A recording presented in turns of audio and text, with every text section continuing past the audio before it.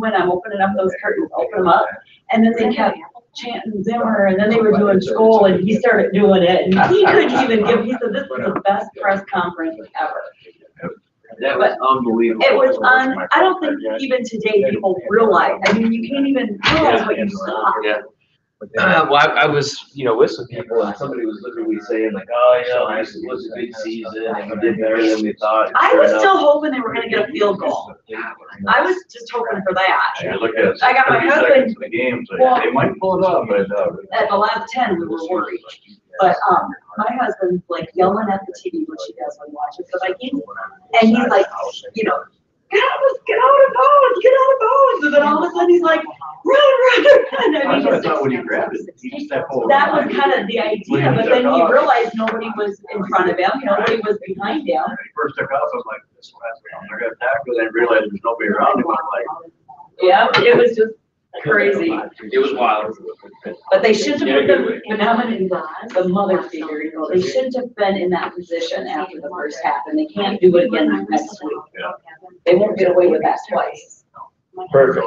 Well, good morning, everybody. Thank you for being here. Well, hello, Miss Megan, how are you? Good. Grab one of these. And you grab one of these. We're just in here reliving and recounting the Viking victory last night. I didn't watch it. Oh, are you kidding me? Good Lord. It was pretty amazing. I read a book. I was talking with an agent on the way in this morning. Aaron Perleberg gave me a call. And I said, good morning, Aaron. He's like, good morning, Zach. How are you? I said, I'm still living the high from last night. I was like, oh my gosh. But no, that was something else for sure. Good morning. How are you? I'm just wondering. Okay, so thanks everybody for being here. Thanks for people that are watching or that are going to watch the recording. Today is day one of Ignite.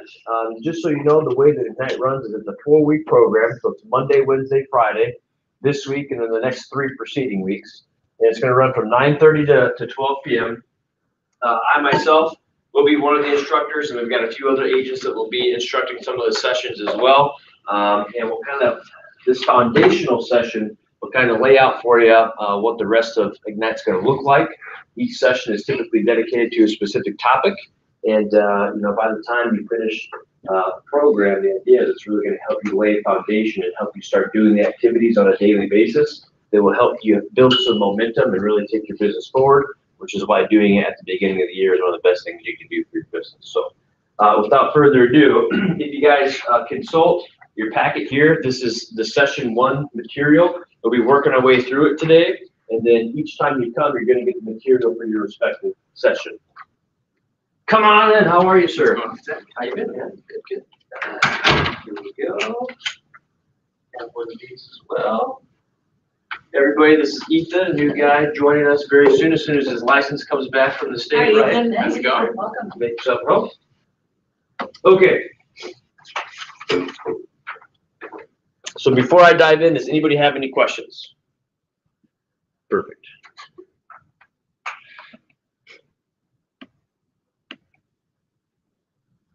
All right, so please turn to page 7 in your material. And we're going to start off with a couple of questions. First question is, and these are just self-reflective questions, you don't have to answer them out loud. Have you achieved your financial goals through your career so far? Why or why not?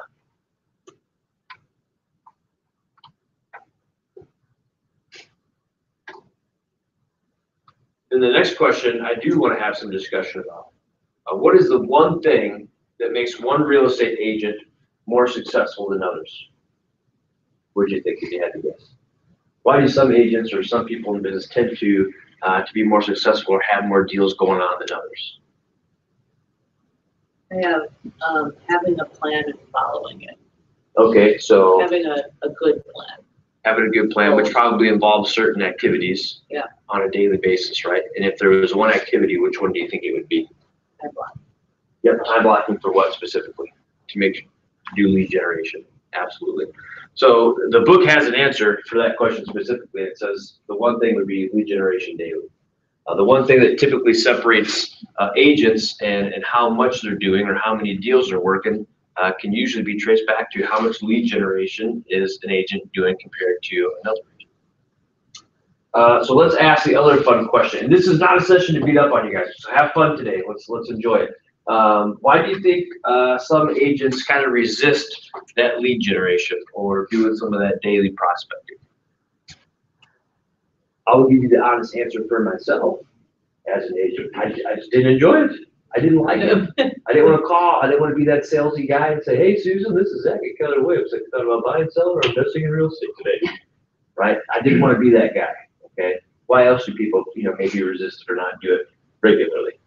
They start doing other things first. They get and then busy. They think they run out of time Yeah. and they're gonna do it the next day. They and the get next busy. day. Sometimes you start working with so many clients that you convince yourself that I really don't have time to lead gen. I gotta schedule this. I gotta get this inspection. I gotta get this appraisal coordinated. I gotta make sure I'm lining up closing. I gotta get with the lender, make sure the appraisal's been ordered, right? Or personal life. You got kids, you got things you gotta do, you got people you have to take care of, you're running from here to there, and all of a sudden your schedule gets so busy that you sometimes don't even realize it, that your lead generation or prospecting kind of dropped by the wayside, right? It's a natural thing. There's no judgment. It happens, right? So one of the questions is, how do we safeguard or make sure that as busy as life gets, as busy as business gets, how do we ensure through time blocking, like Lori mentioned earlier, that we're always dedicating some time to lead generation and prospecting? Do it first. Okay, absolutely. That's one way. Make it the first thing you do in the morning. Protected. Absolutely. Or and sometimes, Keller Williams always preach your lead generation time should be between what and what every day. 9 to 11 every day. Do it right thing first thing in the morning, right? Well, let's be real. Sometimes, like today, you've got training, right? So if you're going to erase your lead generation from 9 to 11, what's the word that goes right along with erase? Reschedule. Replace, reschedule. If you're going to erase, make sure you replace. So if you're not going to lead gen from 9 to 11, where can you then take that time and account for it later or sometime in that week to ensure you're not giving up on it, right? Because oftentimes, if you're like me in the past, I'm just like, hey, I'm busy. I've got a client appointment. I'm going to do showings, which is a good thing. That makes me feel good about my business. I'm going to put that when I would normally lead gen. But then I never substitute or get back to doing the lead generation I should have done, which means what when it comes to future business? It might not be there. Absolutely. I'm not doing the things to build momentum or lay the foundation or ensure that I'm keeping my pipeline full of future prospects for business. Any other reasons why agents sometimes, maybe don't do lead generation or prospecting daily? Fear. Tell me more about that. Fear. Fear of what? Failure. Fear of failure. Okay. And what does that mean, Lori? Fear of failure in what regard? Fear of rejection, fear of failing to convert a client, fear of failure in terms of finding new business, maybe. All of it. All of that stuff. Yeah, a lot of that depends on what kind of lead generation you're doing. Raise your hand. Be honest if there's a little bit of fear in calling expired listings or for sale by owners. Okay. Maybe fear is not the right word. What if it just does not appeal to you at all? Anybody? So sometimes there's a fear that if I call somebody, especially somebody I don't know, that they're just gonna be super mean, super vicious to me, and I just don't want to deal with that, right? What's another fear that people have sometimes? Let's say you're calling somebody you do know. Any fears there? The fear that you might be annoying them, that you're going to start being perceived as the salesy friend that's only reaching out to people because they're looking for business or trying to do a deal. That's a fear that I had and struggled with. I didn't want to be that guy.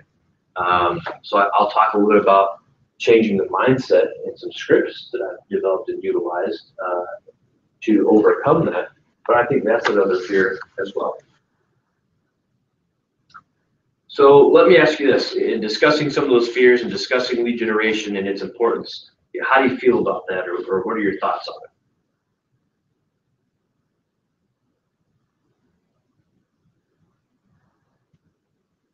it? As far as. When we say, go out and lead generate from 9 to 11 or for a certain period every day, religiously, consistently, how do you feel about that? Yeah, tell me more. Why?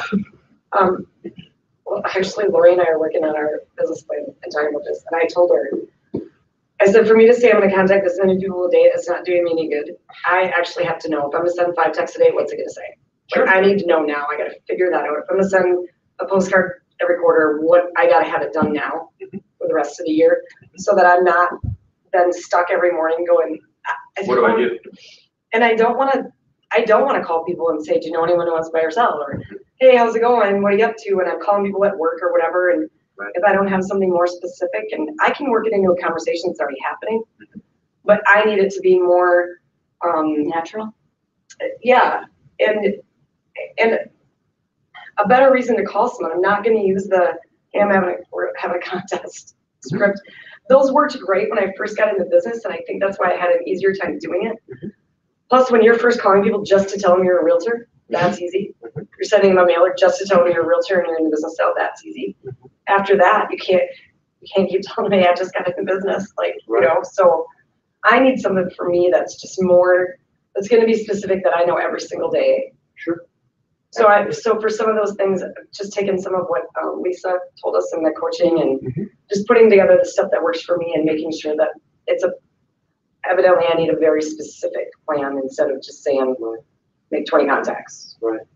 Which is a very specific plan when you think about it. Make 20 contacts a day. It doesn't get much more specific than that, right? But I'm picking up what you're saying. And I'm going to elaborate on a couple of things. And then I will also share with you something that I have fallen victim to before and that I still sometimes fall victim to. And that is getting ready to get ready to get ready, preparing to prepare to prepare to prepare, right? I've certainly been guilty of that before, and often what I find is, and one thing that I think started propelling my personal real estate business was stopping to wait for a 100% solution or a 100% like, okay, now this is absolutely perfect, and just executing.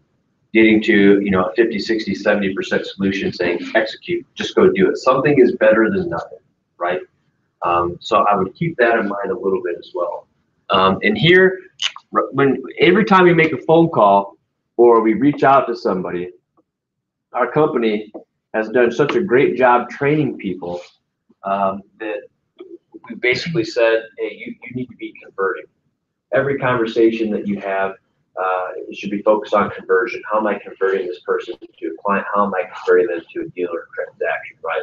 Well, I want to challenge that a little bit because I think, unfortunately, that puts a little too much pressure on us, or sometimes it gives us a notion that we should be getting certain results that might not necessarily be in line with realistic expectations, right? So it's maybe not necessarily that you're calling somebody just to say, hey, who do you know, or are you looking to do business? Sometimes you're merely calling just to maintain or enhance the relationship, right? If you make the calls and the contacts merely about just maintaining the relationship and not necessarily converting somebody to an appointment that same day or that same week, I think you'll find that it'll be a little bit more enjoyable, and you'll start laying the foundation and building some momentum in terms of finding business, or more importantly, getting referrals, right? We always think that, hey, if I call Lori today, my goal is I want to see if Lori is looking to buy or sell something. That's not necessarily the case. I'm calling Lori to say, hey, Lori, how's life? How are you? How's 2018 treating you? Let's play that phone call out a little bit. So I'm saying, ring, ring. Hello. Hey, Lori, how are you? This is Zach over at Keller Williams. How you been? I've been great. Hi, Zach. Hey, how's the new year treating you? Well, great so far. Awesome. Did you happen to catch that game last night? Oh, yeah. Holy smokes, I can't believe. Yeah, seriously. Hopefully they bring the Super Bowl, or hopefully it's our guys at the Super Bowl this year. That would be something, right? That sure would. Well, hey, I know you're probably busy. It's a holiday after all, so I don't want to keep you too long. But I'm just calling you. I've got a goal this year in real estate. I want to help a lot of people. Wondering if you know of anybody that could maybe use my help. Can't think of anyone right now. Okay. So certainly. Yeah. Hey, I appreciate it. Next Thank you month. so much for even taking some time to think about it. Could you do me a huge favor? If you do come across folks at some point, would you send them my way? I promise to take great care. You bet. Awesome. Hey, I appreciate it. And just so you know, this year we're going to be doing several client appreciation events. I'm going to be calling you to invite you to those if that's okay with you. Yeah. Awesome. Hey, thanks a lot, Lori. Have a great rest of the day. I'll catch up with you sometime later. You do. Is that easy to do?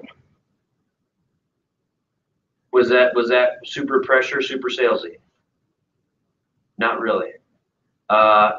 Lori, if someone other than a real estate agent, let's say some other profession, if they were to call you and have that kind of conversation with you, how would you feel at the end of that conversation? Be okay with it. Absolutely. And if anything, that probably strengthened or at least maintained our relationship a little bit, right? Notice the tone I used, the inflection was all just, hey, genuine conversation at the beginning. How are you? How's the new year? And I think, Megan, it's we can't call every year and say, hey, we're brand new to the business. Just call. But what we can say is, hey, it's a new year. I've got some new goals this year. Just want, I'd like to help X amount of people, X amount of families. Just calling to see if you know anybody that I can potentially help. Right? Each year or each quarter, each whatever is still a way that you can still call and reach out and say, hey, Happy New Year. These are my goals for this year. Just wondering if you know of anybody, right? And if the focus isn't necessarily conversion, it's the relationship.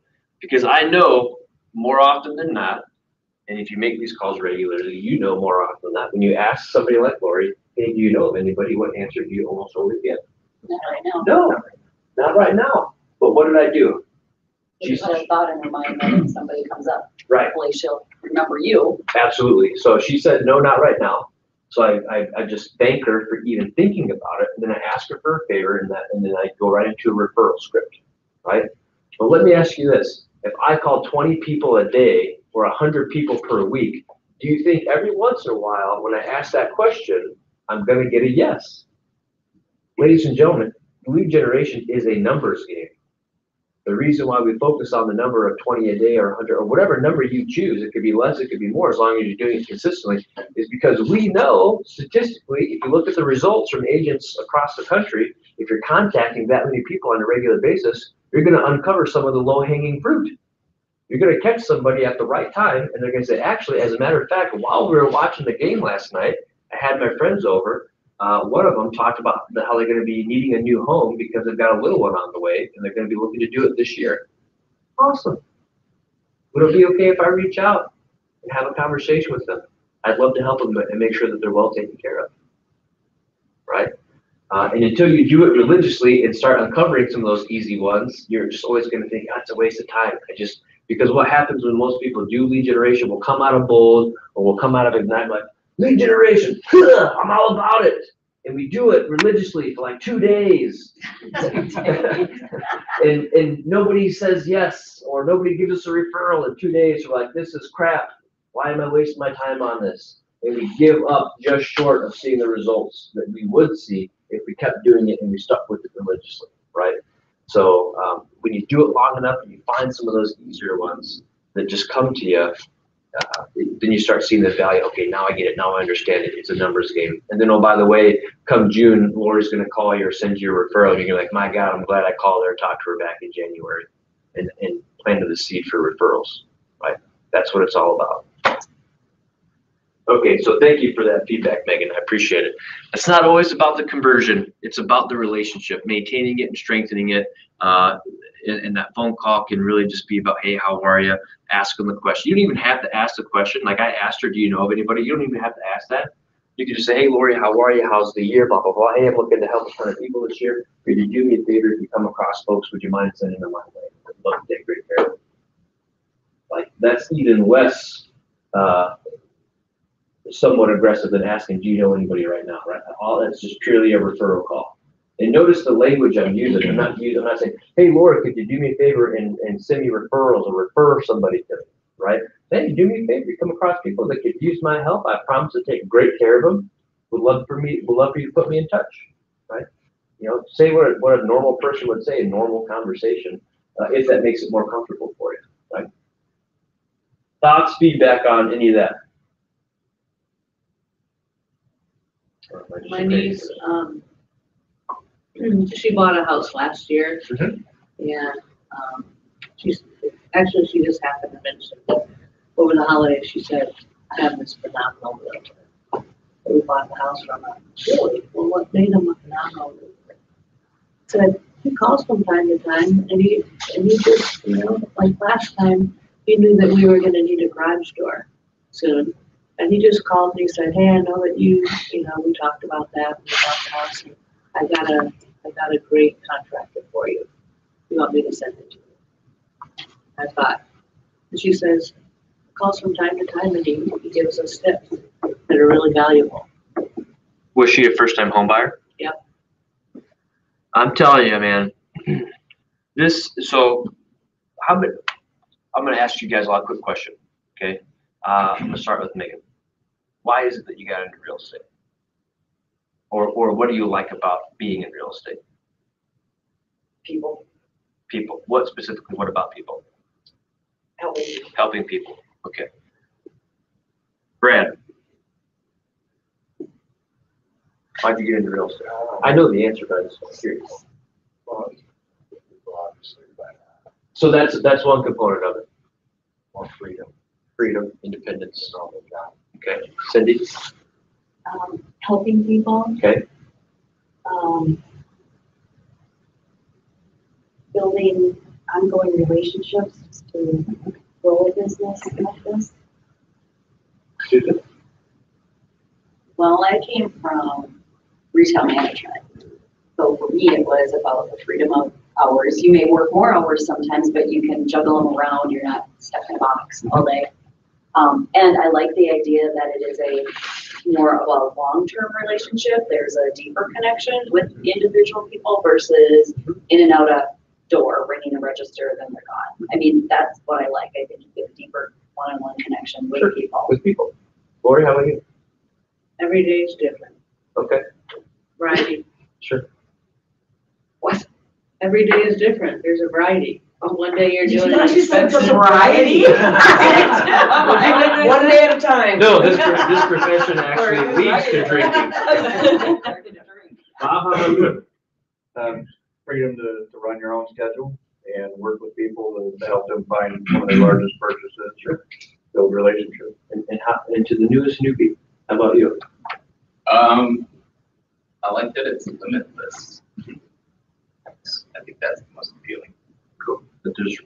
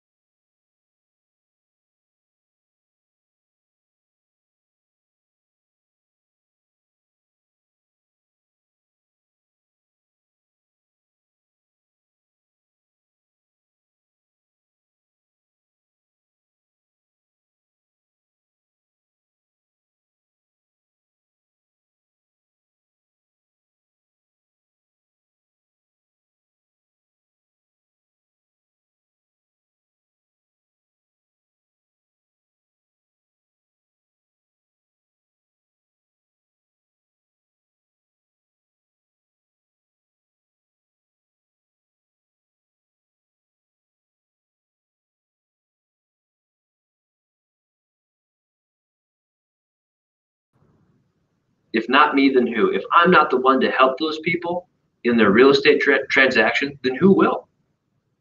It might be Realtor Shady McGee. And who knows what that person's going to do or what kind of experience they're going to have. But I know for a fact when somebody works with me, that their best interests are truly going to be at the forefront of that transaction. So that's what motivates me to make the call and make sure that I'm the one that ultimately gets turned to help somebody in that transaction. So I know for a fact I'm going to do a heck of a job for you. There's no doubt in my mind. I will do right by you. I don't know about everybody else. So in a sense, it's almost my duty to make sure that I'm at least an agent that's considered for the job, so that you have the opportunity to work with somebody that's going to take great care of you. Right. So think about it and frame it that way, and that sometimes can help with that lead generation. And that's interesting that she said that, because that agent is taking it to the next level. Not only is he maintaining that relationship or deepening it, but he's also continuing to add value. or demonstrate his added value by saying, hey, what's going on with the home? Let me put you in touch with the contractor. Hey, what questions do you have? Hey, wanted to let you know that, X, Y, and Z is coming down the pipeline or might affect your neighborhood, blah, blah, blah, blah, blah. One of the things I almost always get a phone call from, oh, hey, by the way, did you remember to go down to the county and homestead your property? Is that an easy phone call to make 2 weeks or a month after closing? For our team, that's an automated email they get. And at least a handful of people this year said, oh my gosh, thank you so much for reaching out and reminding us to do that. In the crazy hustle and bustle of the move, we completely forgot. Thank you again for reminding us. That's an easy one. Continuing to add.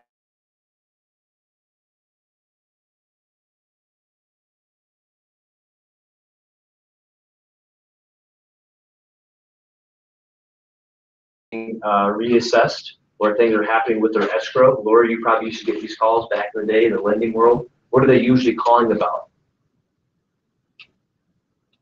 What can change sometimes? And my mortgage payment, and what's going on, what's happening, and then you walk them and talk them through that. You're continuing to add value and be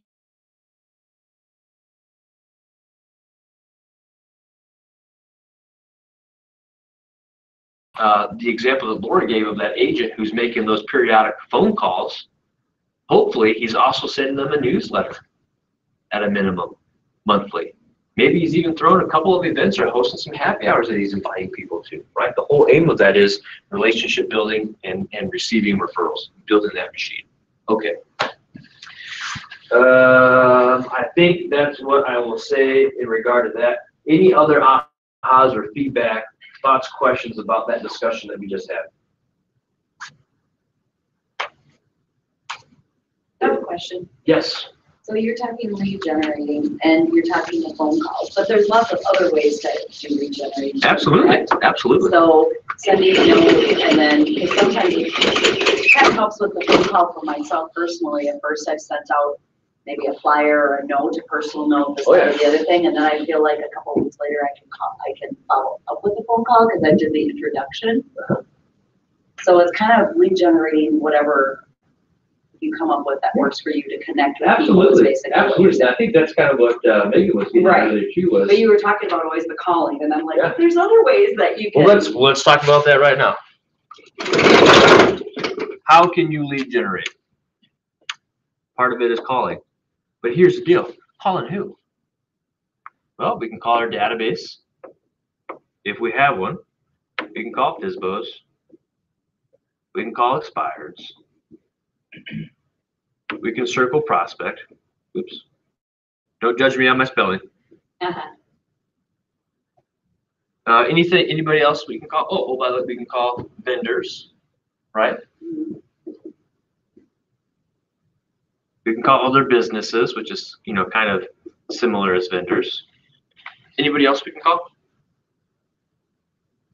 Those are probably the ones that come, to top of mind right away. What's a super easy way to lead generation that you could, if you did it this way, 2 days each week, you could probably easily make a ton of contacts if you did it religiously and consistently.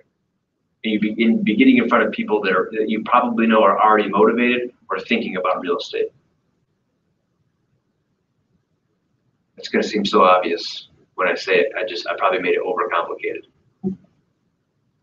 Did anybody do one of these this weekend? Open houses. Open houses. Oh my gosh, that's the easiest form of lead generation possible. Open house. When I first got into business, what do you think I did every Saturday and Sunday religiously?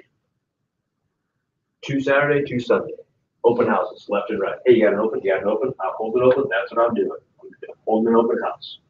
And then I learned that you could be even more strategic about which homes you're holding open. It gets you even more traffic, right? But let's say you hold 4 opens that weekend, and let's say you only have 5 people come through. What's 4 times 5? 20. That's on the low side, right? How many people on average do you think you sometimes typically get through an open house? 3. You pick better opens. Sometimes you get 7, 10, 12 people. sometimes 0, right? I would ask you, did you do any circle prospecting or door knock the neighborhood to drive traffic to the open? Did you advertise it? If you didn't have anybody there, those are some of the questions I'd ask. Or I'd ask you, how long has it been on the market? But I would say, you know, conservatively, on average, if you balance it out, getting 5 people through your open, not unrealistic, that's 20. And oh, by the way, how long are you holding your open house for? How long do you guys typically hold your opens? I'm just curious. Hour and a half. 2 hours. Hour and a half, 2 hours. So I'm going to say 1.5 to 2 hours. So, you know, you maybe, let's just call it 5 hours Saturday, 5 hours Sunday. Right? So really you're putting in just 5 hours one day, 5 hours the next day. You're generating some leads. You're putting some signs out, which is getting some more visibility. Now, if I wanted to get really dangerous, what could I do to the neighborhood? I talked about that earlier. Yeah, I could door knock. I could door knock the neighborhood, which people hear door knocking, they freak out and say, "Oh God, door knock? No way." Wow. Well, let me just like Megan said earlier, when you're calling for a reason, it's a lot easier. When you're door knocking for a reason, it's a lot easier. Knock, knock, knock. Hey, Susan, this is Zach with Keller Williams. How are you? Great. Hey, I know it's super cold outside, so I won't pester you too long. I just want to let you know I'm holding an open house at this property address later today or tomorrow from 1 to 2. Stop on by if you have any interest in taking a look at it, or if you know of anybody that might be interested in moving into the neighborhood. Pleasure to meet you. Have a great day. Yeah, you too. Have a good open. Thank you. I mean, that's too easy. I could sweeten the pot and say, hey, we're going to have cookies or whatever. Oh, hey, we're doing a contest or a drawing if you happen to come. There's all kinds of things I can do. But if I circle prospect or if I knock the door, and I'm not talking about going out and knocking 500 doors. Here's an open knock, 10 houses that way, 10 houses that way, go to the other side of the street, do 10 and 10. I mean, you can do that in less than an hour. Just tell people, you can do some flyers, whatever it takes to help drive some attendance to that open house. Post it on Facebook, whatever, right? Because guess what? If I knock all those doors too, let's say I talk to 10 more people per the 4 homes. That's 40. So I got 40 contacts just by knocking and inviting people. Then I got 20 contacts from the people that collectively showed up to the open house. So 40, all of a sudden in a weekend, I've got 60 contacts. I'm almost done with my lead generation for the entire week. And all I've done is set aside some time on the weekend to do it. Remember, it's a numbers game. It's a numbers game. Because I know if I do that consistently, maybe even just 2 weekends a month for the whole year, if I get in front of 60 people a weekend, do you think it's going to lead to some business? What I might do if I want to take it up a notch, say, hey, Susan, here's the flyer, for the open house I'm holding this weekend, blah, blah, blah, blah, blah. And at least I gave her someone that's got my contact info on there. What's Susan's takeaway? Absolutely. Hey, if I'm going to have somebody in my neighborhood help me out with real estate, I'm going to probably do that guy who's actually taking some initiative, getting out there, getting busy, and getting stuff done, right? And I do think it's important to give somebody something, because if you're giving them information about that house, right, your information's on that. Right. But so is the information of the house, and they might know somebody Absolutely. in that price range so they might start making a couple phone calls. Absolutely. Doing the work for you. Absolutely. Anytime you have the ability or a reason to give somebody something with your contact information on it, your name, your picture, your branding, your logo, all day long. Because if you're anything like me, what happens is you might give me this flyer or your card or whatever. And I'm like, okay, that was cool. I walk into the kitchen and I just set it there, and I go about doing. I got to change a diaper because my kid's screaming, right? And then, who knows where that piece of paper ends up, or what the longevity, it might go right into the trash. That could happen. Or it could sit around, and all of a sudden, maybe I see it subconsciously, regularly, or by the time I think of doing something, a month or 2 later, it happens to be there. Oh yeah, that's right, this person stopped by. I should probably just reach out to them. It's easy enough to do, right? Bob, you're gonna say something. The open houses we talked about, it wasn't me, it was a listing agent of one I did an open house for. Mm-hmm. Was talking to somebody across the street, mm-hmm. and just by knowing there was an open house there, they got talking and they ended up listing the house directly across the street. That's a triplex. Mm-hmm. It's coming on the market February 1st. Awesome. So I mean, if you're out, having one of the ones that go in the house, I don't know how in the closet, but you don't go out and door knock the day before. Yeah. But if you did in that area of And right there, there's a lot of people ready to sell, move to bigger home. Well, so Bob, I'll give you the $20 later. Thanks for sharing that story. That's exactly what I needed right now. But that's a prime example of the low hanging fruit where, hey, I'm just turning over rocks. And I know if I turn over enough rocks, at some point I'm going to find something, right? That agent, if they're religiously going out and hitting those contacts, then that kind of stuff's going to be uncovered. And I remember I would sit in a class like this, and somebody would get up there and just tell some amazing, remarkable story that just seemed like the most luck and the most chance. Like, oh yeah, I was holding an open house, and this guy came in, and he happened to be an investor, and he said, hey, I've got 10 properties I need to sell. Can we meet after this and get them all on the market? And I'd just be sitting there like, lucky so be, right? You know, like happy, but at the same time, kind of like, man, when am I going to get a break like that? And I realized, am I doing the things that will lead to uncovering a break like that? When's the last time I held an open house? When's the last time I made the calls? When's the last time I door knocked? If you listen to the stories, listen to how the people uncovered that piece of business and ask yourself, well, when's the last time I did that? Or how good am I about doing that on a regular basis? Because that's probably what happened. Sometimes it is just a strike of luck. But you know how you take luck out of the equation and make it a certainty? By regenerating daily. Then you don't have to rely on luck. You know for a fact you're going to find the business because you're doing the things that you need to find the business on a daily basis religiously. So this would be a super easy way not to make phone calls and do lead generation. What other things can you do? So we did open houses and we talked door knocking in combination with an open house, but do you have to have an open house to door knock? No, not at all. You can door knock just a door knock, or you can door knock in combination with a food drive.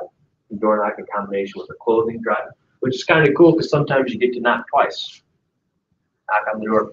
Hey Megan, how are you? I'm Zach with Keller Williams. We're doing a clothing drive. In case you haven't noticed, it's been pretty cold lately. There's a local shelter here in Rochester that we're doing a clothing drive for. Wanted to leave this bag with you. We'll be back next week on Tuesday from this time to this time. You can leave it outside your door. We'll pick it up, or we'll knock and we'll get it from you again if you're willing to donate. So thank you so much, and we'll be back next week. And oh, by the way, the bag might have some branding of mine on it. Or, hey, here's some literature about the place we're donating to, and it might be co-branded, right? It's got information about them and the organization, and also my contact information as well. It gives you a reason to door knock and get in front of people. And oh, by the way, what's the other added benefit? Absolutely. Oh my gosh, here's an agent out here hustling and doing great things for the community. I like to support people that support our community. If and when I need an agent, they might be the one to get the call. You can do that once a quarter. You can do a food drive, you can do a clothing drive, you can do a back to school drive for kids that really need help with school supplies. I just gave you 3 that you can do, and just come up with a 4th one for the other quarter. Now you've got 1 a quarter. What would your business look like if you did something like that once per quarter? In addition to stepping up the open house game, in addition to making the phone calls. What are some other examples you did do something specifically door knock, some kind of a script without doing a clothing drive or drive? Just door knocking? Yeah. It's remarkably simple. This is going to sound stupid, okay? Not there. Hey, Cindy, I'm Zach with Keller Williams. How are you? Oh, good, thank you. Awesome. Hey, I'm a local agent here in Rochester. Been a realtor for many years, or whatever you want to say, and just canvassing the local neighborhood to see if anybody like yourself could use the services of a phenomenal real estate agent. Oh, okay, great. Well, thank you. I'll keep that in mind. Okay, are you looking to stay put for a while? Probably. I think so. Okay, I can understand why this is a gorgeous neighborhood. Let me ask you, do you know of anybody else that might be thinking about buying or selling? Right now I don't, but okay, certainly like hear something. Sounds good. I appreciate it. I'll stop bugging you for the day. Here's my card. If you come across anybody, I would love to take great care of it. Thank you so much. It was a pleasure to meet you. Oh, thank you. Next house. Now they're not all going to be as nice and sweet as you. Right? But what are you picking up in my approach to it? It's not threatening. It's just not. Yeah. It's very non-threatening. It's really no pressure. It's not aggressive. I'm trying to be uber pleasant, right? Because it's super hard to be mean or rude to somebody when they're super nice, right? That's just like it's just not natural. When someone's smiling at you, you get too fast, like, get off my lawn. Well, as long as you don't come with a clipboard, those are usually Right. the people that are trying to sell you Right, something on the and I spot. try to, like, very early on, I say, hey, I won't pester you for long, or hey, I won't bug, I try to let them know, hey, I'm not looking to make this a 10, 15, 20-minute conversation at your doorstep. I'm really just coming to see, and honestly, because I know it's a numbers game, I need to say, Cindy, do you need help? Yes or no? Do you know somebody that needs help? Yes or no? And then get to the next house. Because if I sit here, and some people, they will want to chat with you for 20 minutes, right? And if that happens, that's gonna have an impact on the number of homes I'm able to knock that day, right? So I need to churn and burn in a nice way, in a professional way, which is why I did what I did. Now, she said, actually, we have been thinking, well, I'm gonna stop. And I said, tell me more. Why is it that you're moving? Have you discussed it with your husband? I might not ask that question. Do you know what your timeline is? When you looking to move, where are you looking to move to, right? Things like that. Because now I know I've got a target of opportunity, so to speak, and there's zero in on. Does that help you? Yes. Okay. It's really easy. I think sometimes we overcomplicate it. Like, I need to know exactly what to say or what am I. Let's just say, hey, how are you? I'm a real estate agent. Do you need any help? Okay, awesome. Do you know anybody needs help? Okay, hey, thanks. Nice to meet you. On to the next one. Okay. What's something else that we can do? So you guys have heard me talk about these before. It's exactly what you're looking for, Megan. It's a reason to call people or a reason to reach out to people. Lori, I think you've done some of these before. What else can you do? Classes. You can do classes or seminars, or you can do events, like client appreciation events, right? They don't have to be anything fancy or whimsical, right? Just invite people to events. If you do an event, how do you let people know about it? Right? Social media is one way. Yeah, which might include a video. You call them, or you email them. Or if you're really good, you're doing all of them, right? Is it super easy to say, hey, Bob? So Bob, I'm calling you. Let's do it. Ring. Good morning. Hey, Bob, this is Zach over at Keller Williams. How are you? Good. Hey, how's the new year treating you? Not bad. Awesome. Well, hey, Bob, I'll be short and sweet. I know it's a work day. I just want to call and invite you to XYZ event that we're having in a couple of weeks. If you can make it, that will be great. We'd love to see you there and, look forward to it. Sounds good. Awesome. Hey, have a great day. Appreciate it. You too. Thanks, bud. Too easy. Now, if I wanted to, I could say, hey, Bob, by the way, while I have you on the phone, hey, let me ask you, do you know of anybody that's maybe looking to buy or sell that we can help out? Not right now. Okay, I appreciate you even taking a second to think about it. Could you do me a huge favor? If you do come across folks that we can help, please feel free to send them my way. I promise to take great care of them. I will do that. Awesome. Hey, thanks, Bob, and hope you can make our next event. We'll be sending out an email sometime this week with more details. Sounds good. I'll be looking for it. Awesome. And this is being recorded, so I have to be careful what I say. Yeah. And I don't care if Bob comes or not. Right? Now, obviously, I care if he comes. I'd love for him to come, but honestly, yeah. I get that everywhere I go. What I care about is the fact that I was able to have a conversation with Bob. I planted the seed for referrals. And how do you think Bob feels about that phone call? The fact that I called him personally to invite him to something. Warm and fuzzy inside. I hope you feel warm and fuzzy. I still have one friend. But that's Just remember. right. My aha for me is oftentimes the invitation to something is more meaningful to people than actually coming. Right? The fact that you went out of your way to invite them to something means the world to them, regardless of whether or not they can actually make it. Right? So do the invite. Bob may or may not be able to attend for whatever reason, and if he doesn't attend, that's fine. What he remembers is that I called, I thought about him, and invited him to something, right? If he does come, awesome. That's another touch. That's another contact, another opportunity for me to engage with Bob, deepen the relationship with him and his spouse, and in casual conversation, I planted the referral seed, right? Now, if I see him in a couple of weeks, now that I planted that seed, you might say, hey, Zach, by the way, I know you asked me when we talked last if I knew of anybody. Well, funny thing is, just at work this last week, a buddy of mine mentioned that they're looking to sell their home. He's retired and he's going to move to Arizona. Awesome, Bob. Thank you so much for thinking of me. I'd love to reach out to that person and help them. if you want to take it a step further, you call them and invite them, that's a contact. They come to the event, that's a contact. And then you can even do a follow-up afterward. Call them and say, hey, Bob, I just want to call you and thank you for coming to our event, coming out and supporting our business. It means the world to us. Really, really appreciate that. It was great to see you, by the way. Our next event's going to be blah, blah, blah, blah, blah in a couple months. I'll call you to remind you and invite you to that one as well. I really appreciate it. Have a good one.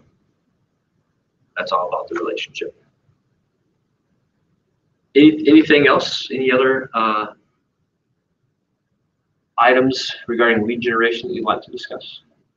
As far as open houses, can you do a drawing that anybody come to your open house for $20 gift card or whatever? Yes, Because there's some in town that you can actually get your logo put on there. Yeah, absolutely. As they use it, they remember you again. Sure, yeah, and oftentimes it really doesn't have to be that much. It could be a $5, $10, $20 gift card to whatever. It doesn't have to be per open house. You could pool everybody in at all your 4 open houses that you host.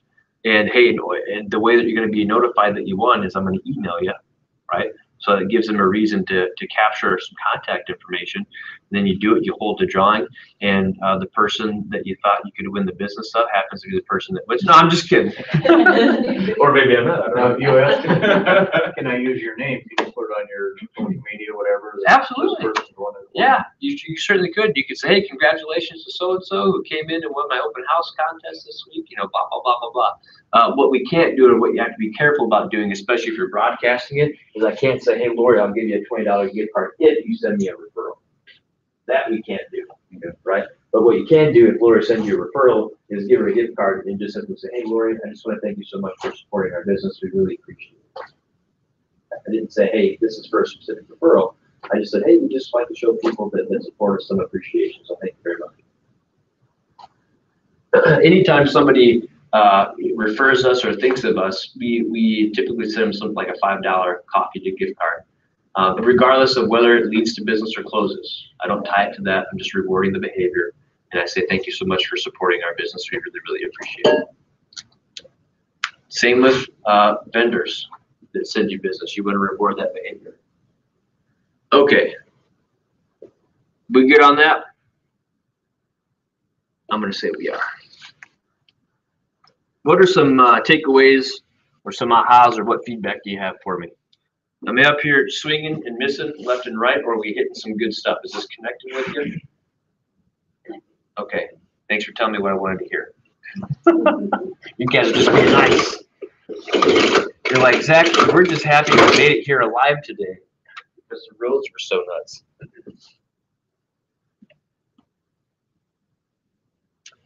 You choose Keller Williams as a vehicle to reach your goals. Ignite helps you build the momentum to get you there fast, right?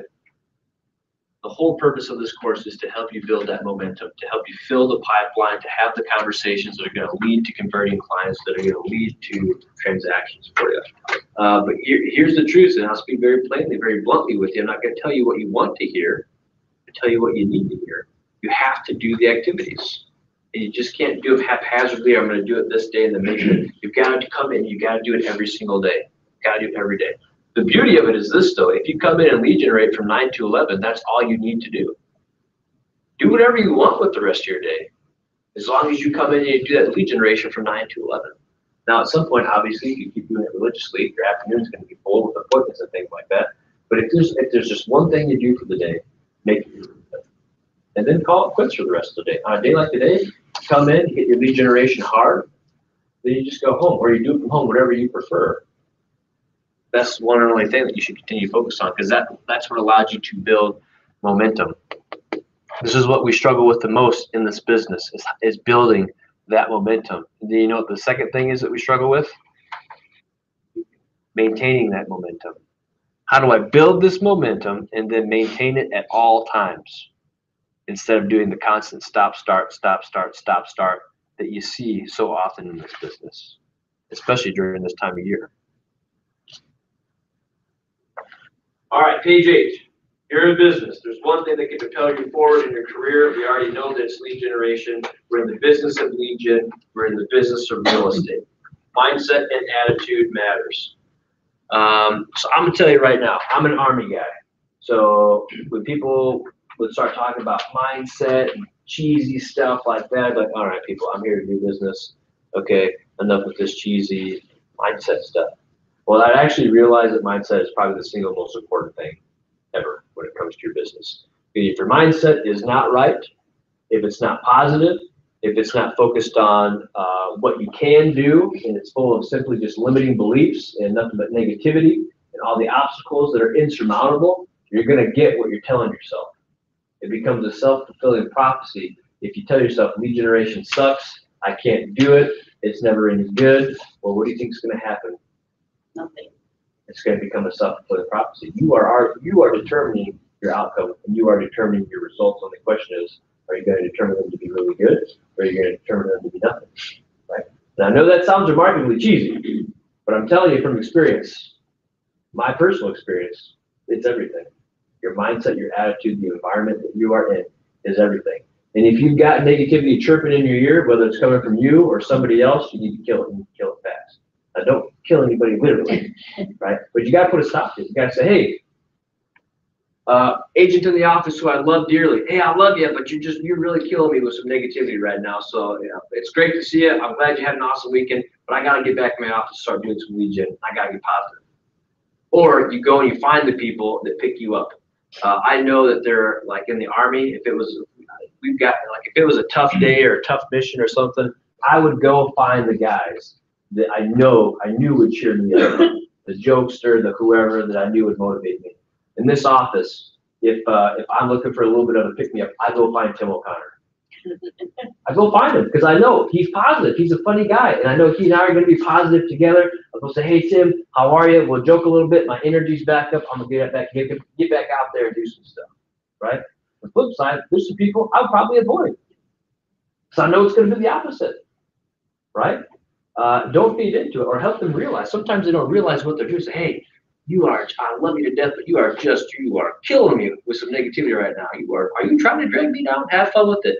And say, let's get back after it. Let's get positive. Let's make it happen, right? Because, oh, by the way, who feeds on your positive and negativity? Everyone. Yeah, to include your clients. Or your potential clients, right? Who do you think people really enjoy working with? The really negative Debbie Downer. Right. Well, here's the deal, Mr. and Mrs. Buyer. You know, this one's going into multiples. There's 3 other offers, so, you know, I'm not even sure we should really enter in on this one.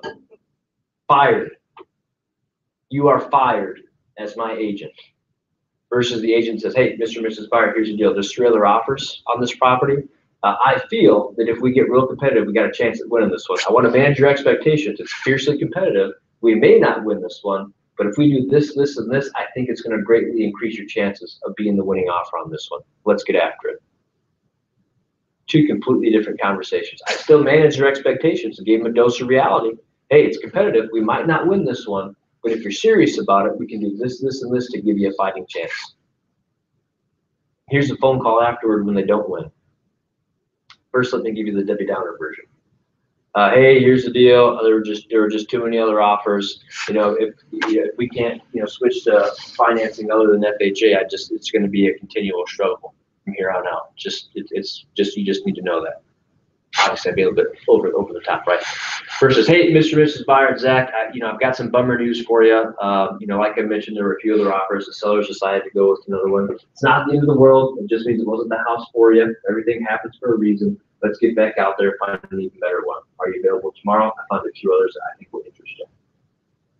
About getting them right back on the horse. Because the minute you let them dive into the pit of despair or go negative is the moment that sometimes they just give up on it altogether. And I'm not being salesy, but what I do know is for our buyers right now, if they wait 6 months to another year, how's that going to impact their affordability?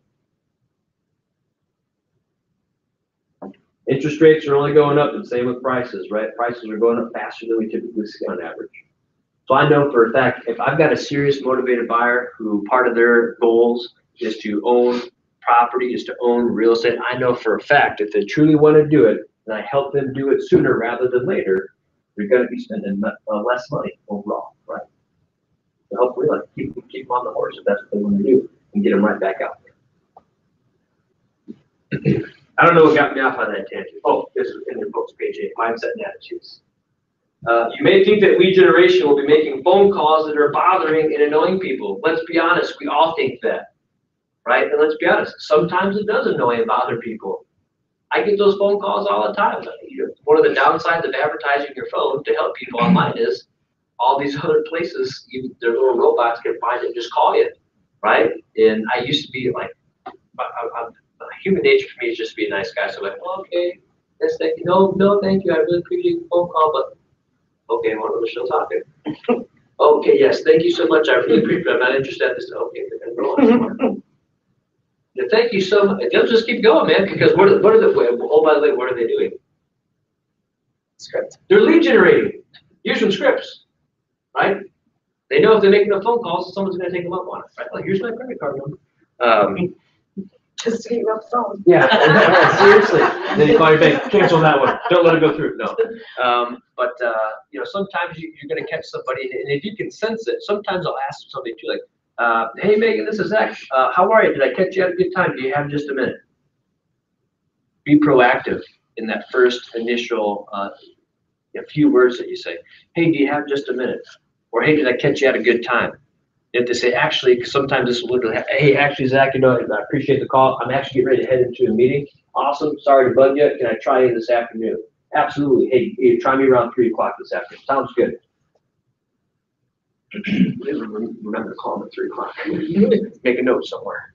Or you're trying the next day or something. You know, that's okay. Just say, hey, you know what? That's cool. I get that because people will call me and say, hey, I'll get ready to head into a closing. Hey, I'll get ready to head into an appointment. Can I call you back later? Hey, can you try me later this afternoon? Yeah, no problem. Or, like, I'll be in the middle of something and somebody calls me. If they say, hey, you know, it'll just take a minute or two. Okay, cool. Yeah, what's up? What do you got? Because now I got to get back to work. Versus, okay, this is going to be 20, 30-minute long conversations. Is there a point to this conversation? What's before? I'll say, hey, I'm at work. Can I call you back later? And I'll do it on my drive home or something. Right. We all feel that way about phone calls potentially bothering or annoying people. It's the same thing about door knocking, whatever. We all feel that way, especially when we feel like we're being sold to. Does anybody in this room that can speak to that a little bit? It's probably Brad. Brad, what was your former profession? Car sales. Absolutely. Talk about somebody that has to know the scripts, that has to be dedicated to follow-up. It's literally selling something every time somebody comes on the lot, right? Did some people react negatively sometimes to that? Oh, yeah. Absolutely. Yeah. Brad's like, I can tell you some stories. However, when you adopt an attitude of contribution, a significant shift in how people respond happens. What's the bold law that has the word contribution in it? Come from contribution. And really, what does that mean? You guys talked about it earlier. It's helping people. When you're coming from a place of contribution, I'm coming from a place of how can I help you, right? That's also how I said that the door knocking script can work. You're coming from a place of contribution. The reason I'm knocking on your door is I'm trying to get some food to donate. I'm trying to get some clothing to donate. Or the phone calls. I'm coming from contribution. I'm calling to invite you to something, right? Or I'm coming from contribution. I'm knocking on your door to invite you to the open house that we're having, right? So coming from contribution or coming from the standpoint of I'm just here to help people will change your mindset. When you think, okay, I'm gonna make my lead generation so I can sell real estate to people, does it change a little bit? We say, I'm gonna make my phone calls just to see if there's anybody I can help. Does that make it a little bit easier? It does for me. I don't know, some folks. So change your mindset to focus on being of service. And oh, by the way, if you make the focus of your business service, it's gonna compound the momentum that you're building, right? Come from contribution, and then while you're working with somebody, continue to come from contribution and provide that throughout the entire transaction, because the repeat referral business you get is gonna go through the roof. Adopting a mindset and a philosophy of contributing to the lives of other people allows you to be direct and to the point in your interactions with others. With a focus on contribution and being of service, you'll communicate more effectively with customers and win their hearts and minds effortlessly. Energy, enthusiasm, and a deeply rooted belief in doing the best job possible for each and every customer attracts people to you. The key word there is attract. What we're trying to build is a business that is a magnet of attraction. And if you're doing all these things on a regular basis consistently, you will begin to attract that business. And there's no other thing out there that will propel your business faster and grow it faster than building a business or having a reputation of attraction. Because then instead of you making outbound calls, people are making inbound calls to you. Doesn't mean the outbound should stop. It just means this: hey, I made 20 phone calls today looking for business, and in the meantime, I had 2 come in addition to that. That's how business grows. I'm still doing my lead generation, which is finding a new business, but because I do such a phenomenal job coming from contribution, staying in touch with people, I've got calls coming in at the same time, bringing in business, in addition to the business that I'm finding. That'll really change it for you. Take every opportunity to educate the people in your personal, professional, and social life about what you do and how you can help them. These reminders for people in your network can lead to many, many referrals for business. And I think that's a key word to hone in on. Remind. Remind, remind, remind, remind, remind. I'm not necessarily calling to convert you into a transaction right now. I'm just calling to remind you I'm in the business. I'm just calling you to stay top of mind. I'm calling to win the battle of mind share. What is mind share? Mind share is this. Lori, if I said, hey, could you do me a favor and name a few brands of pop? Oh, what else? Right, Keep going. root beer. Pause, that's what I'm looking for. Those 3 brands of pop have the mind share for Lori when it comes to pop or soda, whatever you prefer. She said Coke, root beer, and Sprite. Those are the 3, right? So if I said, Susan, think of realtors, go. You want to be one of the top 1, 2, or 3 that person mentions. You want to win that battle for mind share. And how do you do it? By consistently staying in front of them. Right? Coca-Cola has some of the best branding in the world. It was one of the first ones that you said. They're obviously winning the battle for mind share when it comes to pop in your mind. All you're trying to do is win the battle for mind share when it comes to real estate services in the minds of as many people as you possibly can. And you do that through lead generation.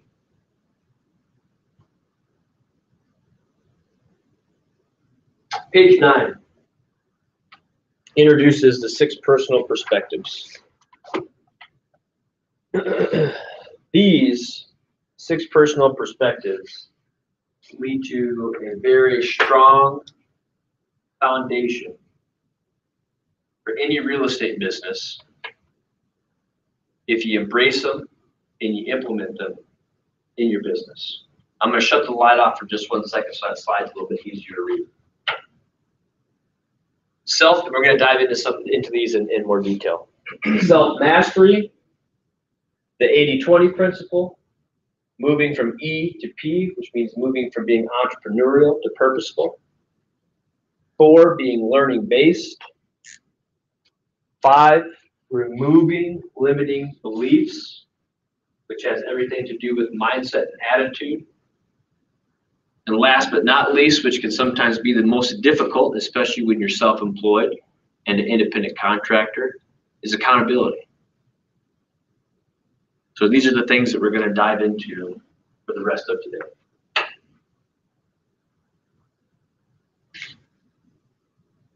The most successful folks at this business know it takes a certain mindset and attitude to keep at it every day, and especially to excel.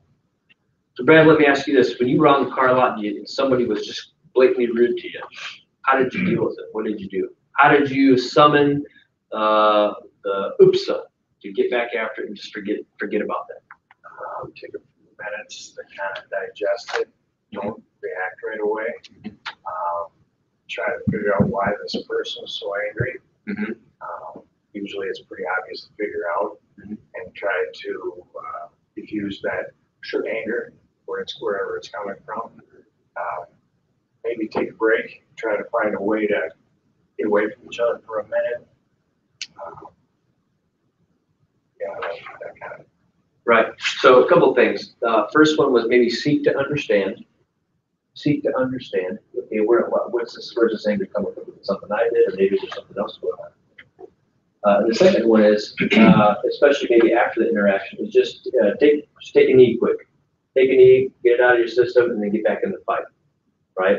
And that kind of gets back to some of the things I talked about earlier. Like if that had happened to me and someone was just completely rude to me, I might be able just to shrug it off and move on to the next one, or I might specifically make a phone call. My next lead generation phone call might be to somebody I know is going to be really good.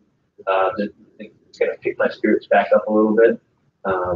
Purposely use that to kind of reset and get you back on track and just to forget about that one. But sometimes sometimes you can have some fun. You call somebody, let's say you call an expired listing, and hey, this is Zach over at Keller Williams. I see your home came off the market. Just curious if you're still interested in getting it sold. Hey, do me a favor, dude. Stop calling me. Hey, absolutely, didn't mean to offend you. I apologize. I won't bug you anymore if that's what you'd like.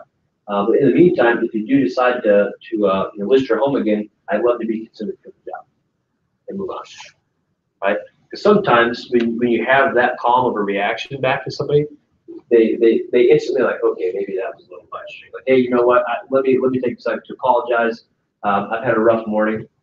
I was supposed to be taking the kids to school. My kids were sick this morning. I apologize for kind of snapping at you. Who did you say you were again? Hey, Zach with Keller Williams. Just called because I saw your home's not 50% anymore. You're right. We still want to get sold. We just take a break for a couple of weeks, and then we'll be ready to get after it again. Awesome. I would love to come out and apply for the job if you guys are still looking to get sold. Appreciate that. I'll keep that in mind. Would it be okay if I call you a couple of weeks from now to touch base again? That's fine. Right. Sometimes the anger or what we perceive as anger or annoyance has nothing to do with us. Nothing. Yeah, most of the time it has nothing to do with us. Everything to do with them. Right. You may have just caught them on a bad day. Right. You may have just caught me after I spent an hour and 20 minutes driving on 52, fighting for my life. Right. If you catch me first thing when I walk in, I'm like, don't talk to me right now. Right. I'm just kidding. But you might catch somebody right after that, right? So just keep that in mind. Seek first to understand, and if it's real bad, find somebody that can pick you back up, or do something that can pick you back up, right? Okay. What is? Well, we kind of talked about that. 6 personal perspectives. Page 10. Step 1. Commitment to self-mastery.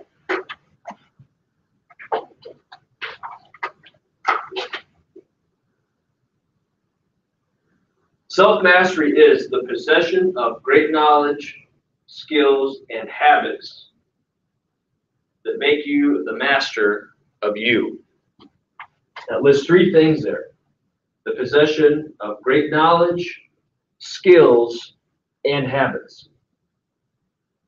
Often in our industry, people really don't have a problem, gaining the knowledge that they need. I can gain the knowledge, or I can call or talk to somebody that has the knowledge that I need to get the job done. Skills, okay, sometimes people will really work on their skills, or they'll hone their skills, and they get really good at them. Otherwise, they can call or talk to or have somebody help them.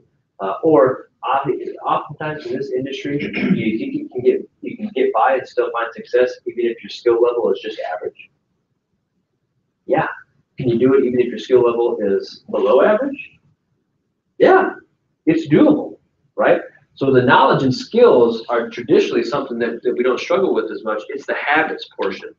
It's self-mastery of knowledge, skills, and underline and circle habits that make you the master of you. The habits portion is the one that we're most resistant to, or it's the last one that we embrace. Because, and here's an example. We'll get, somebody that's a newer agent or somebody that's looking to do more business, and they find it super easy to go to the classes. It's easy to be in this class today because you're not doing lead generation, which some people don't like to do. Easy to sit here in class, You may or may not also develop your skills a little bit too, right? But what we struggle with is actually going and doing the habit of finding business or doing the lead generation portion of it. So we'll come in, we'll learn as much as we can, and we'll practice as much as we can, but then we never actually execute and do what it is we need to do, right?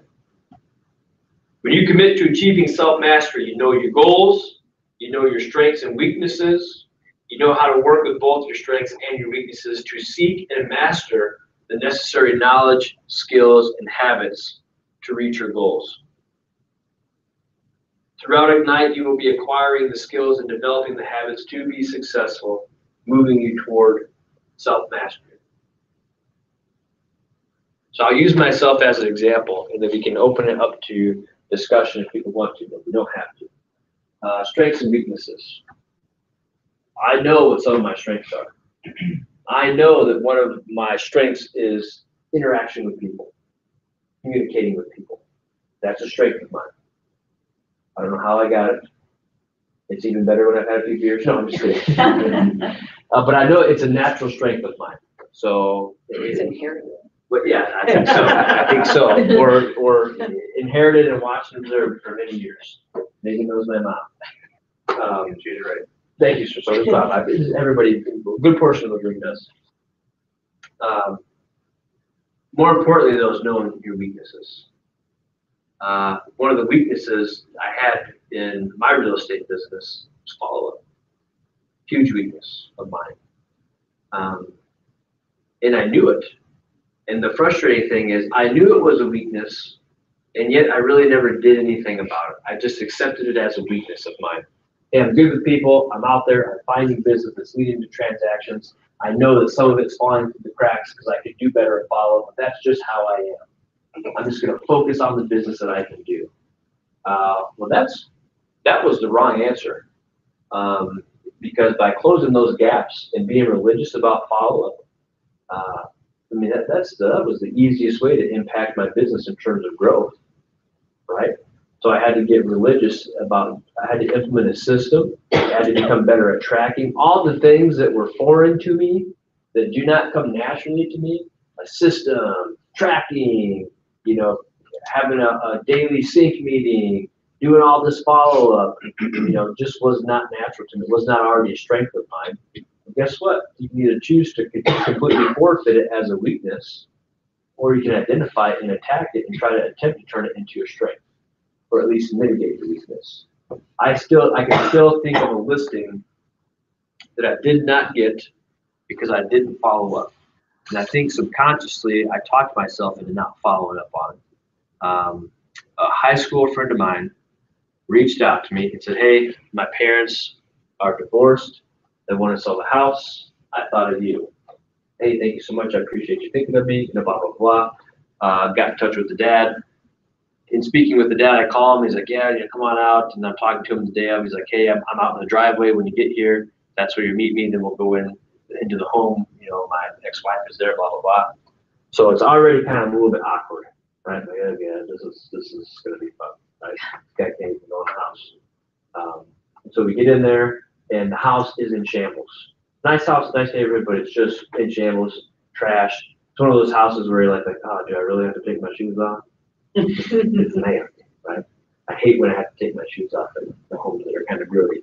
Anyway, so we're walking through, and I could tell, you know, it's kind of awkward between the two of them. One of the kids with his girlfriend is there. This is, and oh, by the way, this is a referral from a high school buddy of mine, so I kind of, you know, I want to help him out. But we go through everything, and I go through the contract with him. Mr.'s on board. He would sign with me right there. He's like, let's get this done. But I could tell Mrs. is a little hesitant. She keeps talking about, well, you know, I'm still arranging help to get furniture moved, and I have to do so much cleaning, blah, blah, blah, blah, blah. I'm kind of like, okay, I think I've made as much headway as I can make. I kind of want to get out of here. Hey, here's the deal. We went over all the paperwork. I'll call you guys, you know, next week, and we'll talk about a timeline, what it is we want to do. Never called him again. Never reached out to him. Did zero follow-up. Drove the road a month or two later, saw a sign in the yard. Looked it up on MLS. Some of the most gorgeous pictures I've ever seen of a property. It looked phenomenal. that looked fantastic. Sold quickly. Would have made over 10 grand in commission. Oh yeah, I remember that deal. Failure to follow up cost me an easy 10,000 or more. I can't remember. I know it was over 10 grand. So I was like, oh. Follow up is key. Weakness is mine. So now we have a team, and part of what the team does is make sure that follow up is not a weakness of mine anymore. They do the tracking, they do the follow up, they sync up on it, and now I'm not even involved. And thankfully, just by happenstance, my wife happens to be a personality style that's the opposite of mine, and she cannot go to sleep if she hasn't done her follow up. Bugs her. I'm just like, babe, what do you do it tomorrow? And she's like, I gotta do this tonight. I can't sleep, right? So it works out well. We're a good balance. But if you know that you're naturally inclined one way and you have certain strengths, you have certain weaknesses, you have got to find a way to build it into your business to overcome some of that or work to mitigate it so that it's not. Follow up is key. Follow up more so that, so lead generation is good, right? But if you go out and you generate a ton of leads, but you never follow up with them, what's more valuable?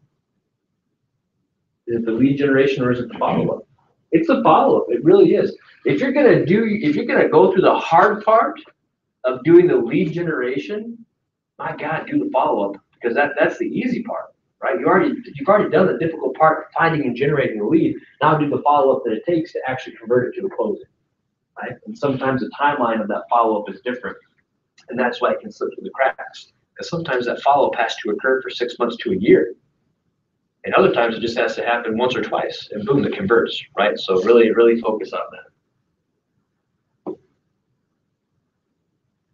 Step number 2, commit to the 80-20 principle.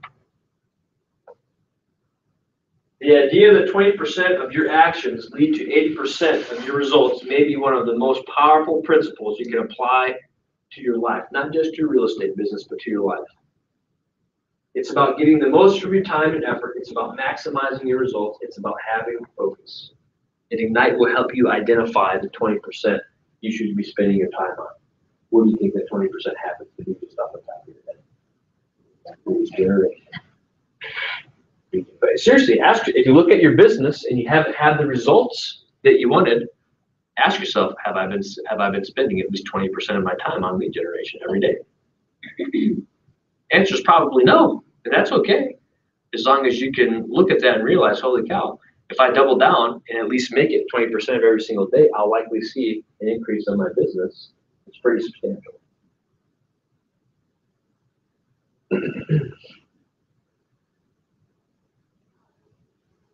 Oh, by the way, what you have a database and you're working it religiously, you'll find the same thing that applies. 20% of the people will give you 80% of your referrals, or they'll be 80% of your repeat business. And do you think you have a laser focus on those people once you know who they are? Absolutely. I know who they are for our business. I know that Ryan and Christine Blake over the last couple of years have referred us no fewer than half a dozen people. Do you think we make it a point to have dinner with them on occasion? I don't have dinner with everybody in my database, but Ryan and Christine, guess what? It's on me. Do you have a general idea of like how long that is for those of us that are newer, that are just really starting with the database and generating? I mean, is it you will maybe notice it in a year, or is it more like a 3 to 5 year? When does it start getting easier to focus in on? I mean, obviously, you know who are bringing you people, but it's not always a right out the gate. Yeah. I tell you, Susan, first you have to track it to be able to realize where it's coming from. Exactly. Right? Entrepreneurially, you might go, okay, this person tends to send me, a decent amount of referrals. But like we've got a system that tracks who, not because they're on our good or bad list. It's just like, hey, we need to understand who is sending us referrals. Where is it coming from? Because those are relationships we need to make sure that we prioritize and continue to invest in. If you're doing the things that we're talking about in terms of phone calls and lead generation to your database, it shouldn't take you really any more than 6 months to find out who some of your biggest fans are, who's kind of referring you and pointing people your direction. By a year into it, you'll know, right? So great question. Thanks for that question. I think, now sometimes I get so carried away that we don't take any breaks, but I think maybe it might be a good time for a break. It's 10:52. Let's come back in and pick it up at 11 o'clock, okay? Need a coffee, refill, etc.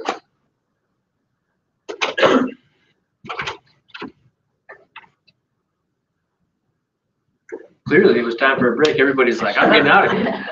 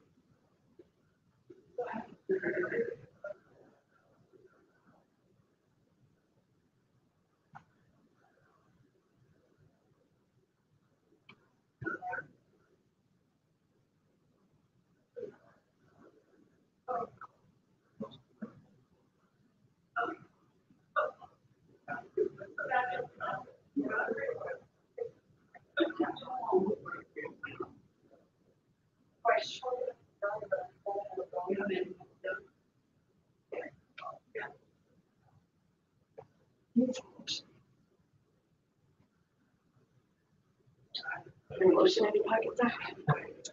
Sorry to let you down a note. Oh, it's Todd's birthday. I saw that. Is he, hey Lori, is he here? Yeah. Perfect.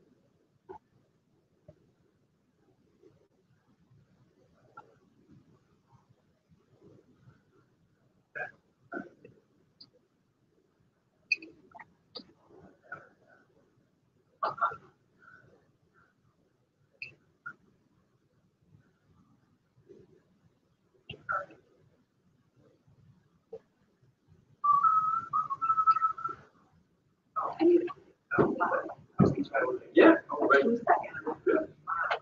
1. Wow, you're not. It's a good class, isn't it, Megan?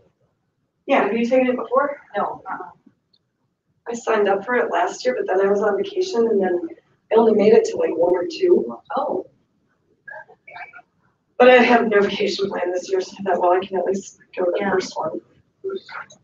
I see that, wasn't it you that brought that lady into her meeting?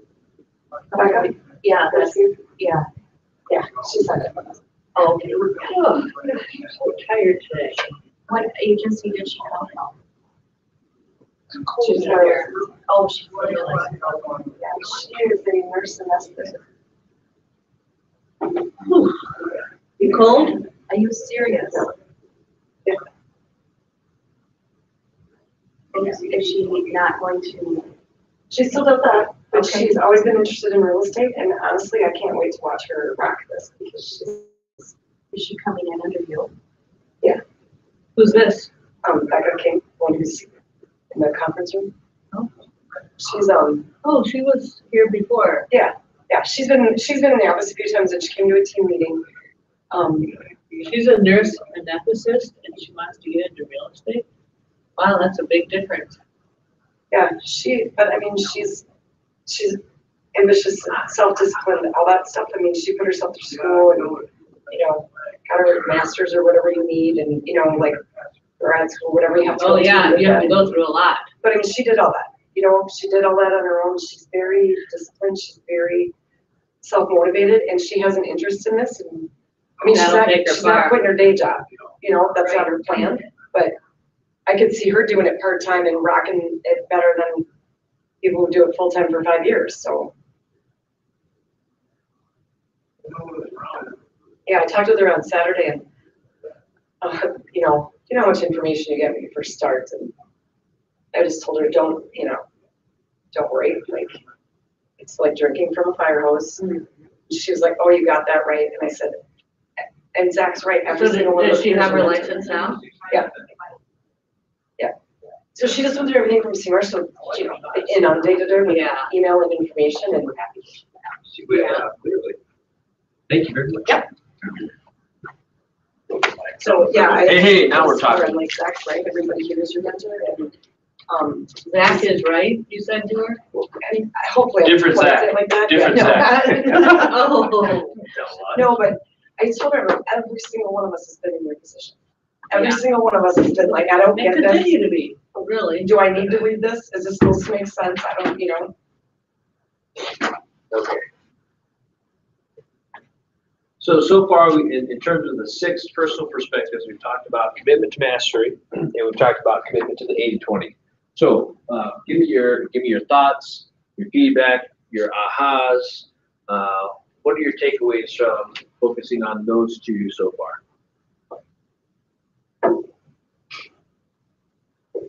I liked when you talked about the follow-up part because I'm a lot like you that way. Very first of all, I have no problem connecting immediately, but the follow-up is something that out of sight, out of mind. So I did write a note about that has to be something I need to plug into my phone calendar, something to remind me to do it.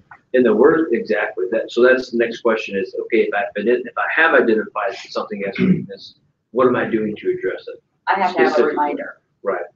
And I mean, I can think of several instances in which I dropped the ball and didn't get the business. And if that hasn't happened to you, it will happen to you someday. Here's how it usually looks. You go through your news feed on Facebook and you see somebody that you maybe even talk to about helping them buy a home, post, we're so excited, we're in a new house. You're like, wait a minute, I wasn't at your closing today. What happened? Where's the disconnect? And you think, well, oh my God, I just follow up with them, right? Or if you're anything like me, sometimes you'll go back and you'll find when you had your last communication, like this happened to me not long ago. And in the last communication is you literally saying, hey, sounds good. I'll follow up with you tomorrow to schedule an appointment. And like, oh my God, I never did that. That's the follow-up. Even though I even intended to do it. And that's okay. Maybe some that didn't get it. I think Brad needs an IV from the coffee. I'll take that more too. Hey, look at this. It's like we're on a flight. Get some coffee service here. That's what I'm talking I about. like this. And is You're Soup Wednesday on this week too? It is not, because we Okay, have a I Kathy sorry I brought it Jamber. up. Never mind. What? What's We have coming? Kathy Jamber coming from, She got food coming? she does, Perfect. all Coffee that today, matters, right? food Wednesday. yes, some place. And a reminder that our office team meeting is tomorrow, just as a reminder. Thank you. Thank you. Thanks, Nikki. I'll live if it doesn't pop up. You know what I've done that has helped me tremendously with follow-up? If I'm conversing with somebody, either text, email, Facebook Messenger, whatever, I will screenshot it. Then I email it to myself. Because I know in my email, I'll You have to see, teach me how to screenshot. I can't figure out. I'll do that. Yeah. You have an iPhone? No. That's your first mistake. No, I'm just kidding. I'm just kidding. But I'll screenshot the photo and then I'll email it to myself, put something in the subject, and that way when I go into my email, if I search my email, or I'll go and I'll see my most recent unread messages, I'll open it up and it's going to be a screenshot of that conversation, who I was talking to, and that will help me with my follow-up. Or I will screenshot it and I send it to somebody else. Screenshot it, Your wife? send it to Carly. Screenshot it, send it to Katie. Screenshot it, send it to Nikki. Maybe an agent reaches out and says, hey, I'm having trouble finding the listing checklist. Like, okay, hey, we'll get that to you. Screenshot, email to Nikki. Or I'll just email Nikki and say, hey, you can do this, that, or that, right? But it's just something that helps me remember with that follow-up, right? In a completely unrelated note, How I dare met you, with four real estate offices when I was trying to make my decision. And every single one of them said that they were gonna follow up with me. And do you know how many did? One. Nope, 0. Oh, 0. Including Zach. Including me. But it was coming. And I can tell you why, and I have the proof because it's in my binder. Yeah, it is. Our conversation, Follow-up. this is what he told me. He said, I'm gonna interview, I'm making a decision on Monday. And I said, great, I'm gonna send you some more information. And I knew you were making your decision Monday. Yeah, by Monday. And I had my email open, and before I emailed him to follow up, he emailed me and said, hey, Zach, we have a good report coming to you. Yep. So, you're right. Lucky. On a technical standpoint, you're right. Thank you. How much time? Don't forget Wayne. Thank you. Well, I think I gave everyone about 3 days to follow up. Not that long. Did we meet on Thursday or Friday? Yeah, sometime. Yeah. Oh, no, it was Thursday, yeah. So, yeah, about 3 days. I'm a coastal guy, so I move very quickly. And I have found that follow-up in this town like that, saying is really poor. well, especially if you meet on Friday, say they're making a decision Monday. I don't know what you do for follow-up. Like, I mean, why do you get hold of them again before Monday? Well, Shoot me an email. you call them on Monday.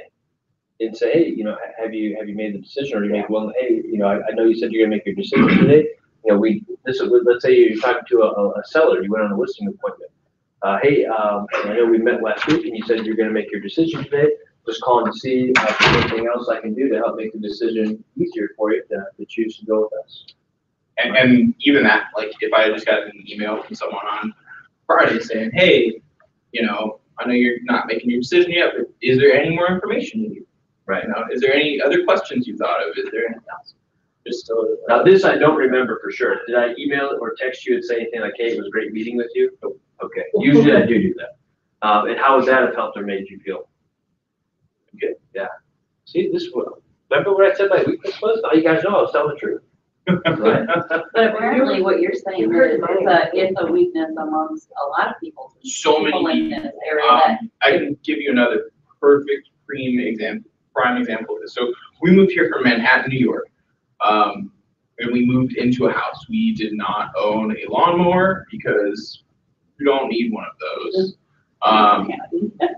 in Manhattan. So we were moving in the end of August, early September, and we said, well, maybe we'll just buy a lawnmower next spring. We'll just get someone to mow the lawn for us this year, and we'll start going out on our own. I called, emailed, filled out forms, went to websites for about 10 different companies in the area. I got no call back. The first sign of life I got back from anyone was 4 weeks later when someone said, oh, hey, do you still need someone to mow your lawn? And I said, yeah. Which is huge. That was maybe delayed follow-up, but it was follow-up nonetheless. They did not give up on a potential lead. Correct. So they did something. However, then it took them another 6 weeks to get me the cost to mow my lawn, which was in mid-November. And yeah, by then I had taken care of the issue. I bought a lawnmower and mowed my lawn and stuff. But if any one of those companies, and I was new here, so realistically, it didn't, I didn't have a huge perception going into it. If any one of them had gotten back to me in a couple days, said, sure, this is what it costs, I would have said, absolutely, come cut my lawn. They would have got my business. So I appreciate you sharing that. So one of the keys to follow-up is crucial, but also the timeliness of the follow-up is crucial. If somebody is reaching out to you, what's that an indication of? They want to work with Motivation. Yeah, they're ready to go. That's an indication of motivation. So if you're prioritizing follow-up, that would be one that would be a high priority, right? It's the same, obviously, with buyers and sellers. If somebody calls you and says, hey, we'd like you to come out to talk about listing our home, do you think they're pretty motivated versus you door knocking and someone saying, oh yeah, we might sell at some point, but they might just be looking for a CMA, right? So you have to gauge the priority and gauge your follow-up. And don't give up on follow-up entirely, right? Everybody right now, you can probably, if you push the pause button and you stop back to 2017 and all the people that you talked with or didn't talk with or didn't follow up with, you could probably come up with some names. And chances are you may be now purposely not following up with some of them because you're embarrassed to. Because you're like, oh my God, I told them I'd call them this day or I never followed up with them, so now it would just be super awkward. No, here's what you do. You call up and say, hey Brad, it's Zach over Keller Williams. Hey man, I was going through my files and my records and I realized that we had talked and I forgot to follow up with you. I apologize. I just wanted to circle back and see if there's anything that you still needed help with. Own it. Own it and recreate the opportunity for yourself. One of my favorite stories of the ask or whatever. People are talking about real estate and then you're listening and they're like, well, they know I'm a realtor, so I don't have to ask for the business. I don't have to say anything. Which is such a Minnesota thing to do, by the way. Mm-hmm. So our former team leader, Dan, and I have been friends for probably a decade before he ever started at Keller Williams. So I don't know, he'd been here probably 2.5 years when I decided to get my license. Mm-hmm. So I called him. Told him I was getting my license, and he was like, hey, that's awesome, blah, blah, blah. Yeah. When do you take your test? It would schedule, I'll follow up with you, whatever. So then he called me one day and asked me if I took the test. Take this one tomorrow. I'm waiting for him to say, are you going to come to Keller Williams? We're going to be down, we're going to talk about stuff. Right. Never said anything. I finally had to say to him, so, or maybe he said, I assume you're going to, because he knew that I was really good friends, had been in the past, and wasn't even friends with this person anymore, an agent who worked at another firm, and he just assumed that that's where I was gonna go. So he didn't know that we weren't friends anymore, and that was a firm that I wasn't even in the list. So when he said, you're going, I said, so this wouldn't be in my head. He must not love you, right? Like, what does he know about me that I don't know? And all he had to do was say, have you thought of? He made an assumption. Are He we made on the an list? assumption that I was calling to tell him just as a friend, that it wasn't a business call. And I had always intended to come to Keller Williams, always. And so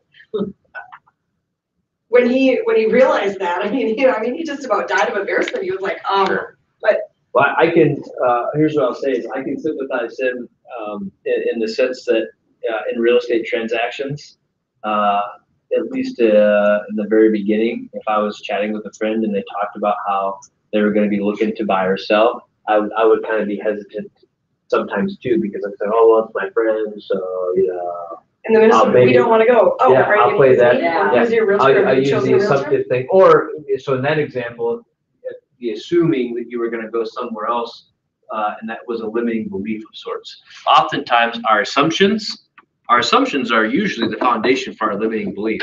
Well, I'm assuming that person will never come here. Yeah, if you assume that and you never take any action that would help them come here, that's what I call it at the very beginning, a self-fulfilling prophecy. You just determined for them that they don't want to do business with you. You didn't even give them a chance to do business with you. Or the whole group of guys that I graduated with, they're all really close. They're all in different trades.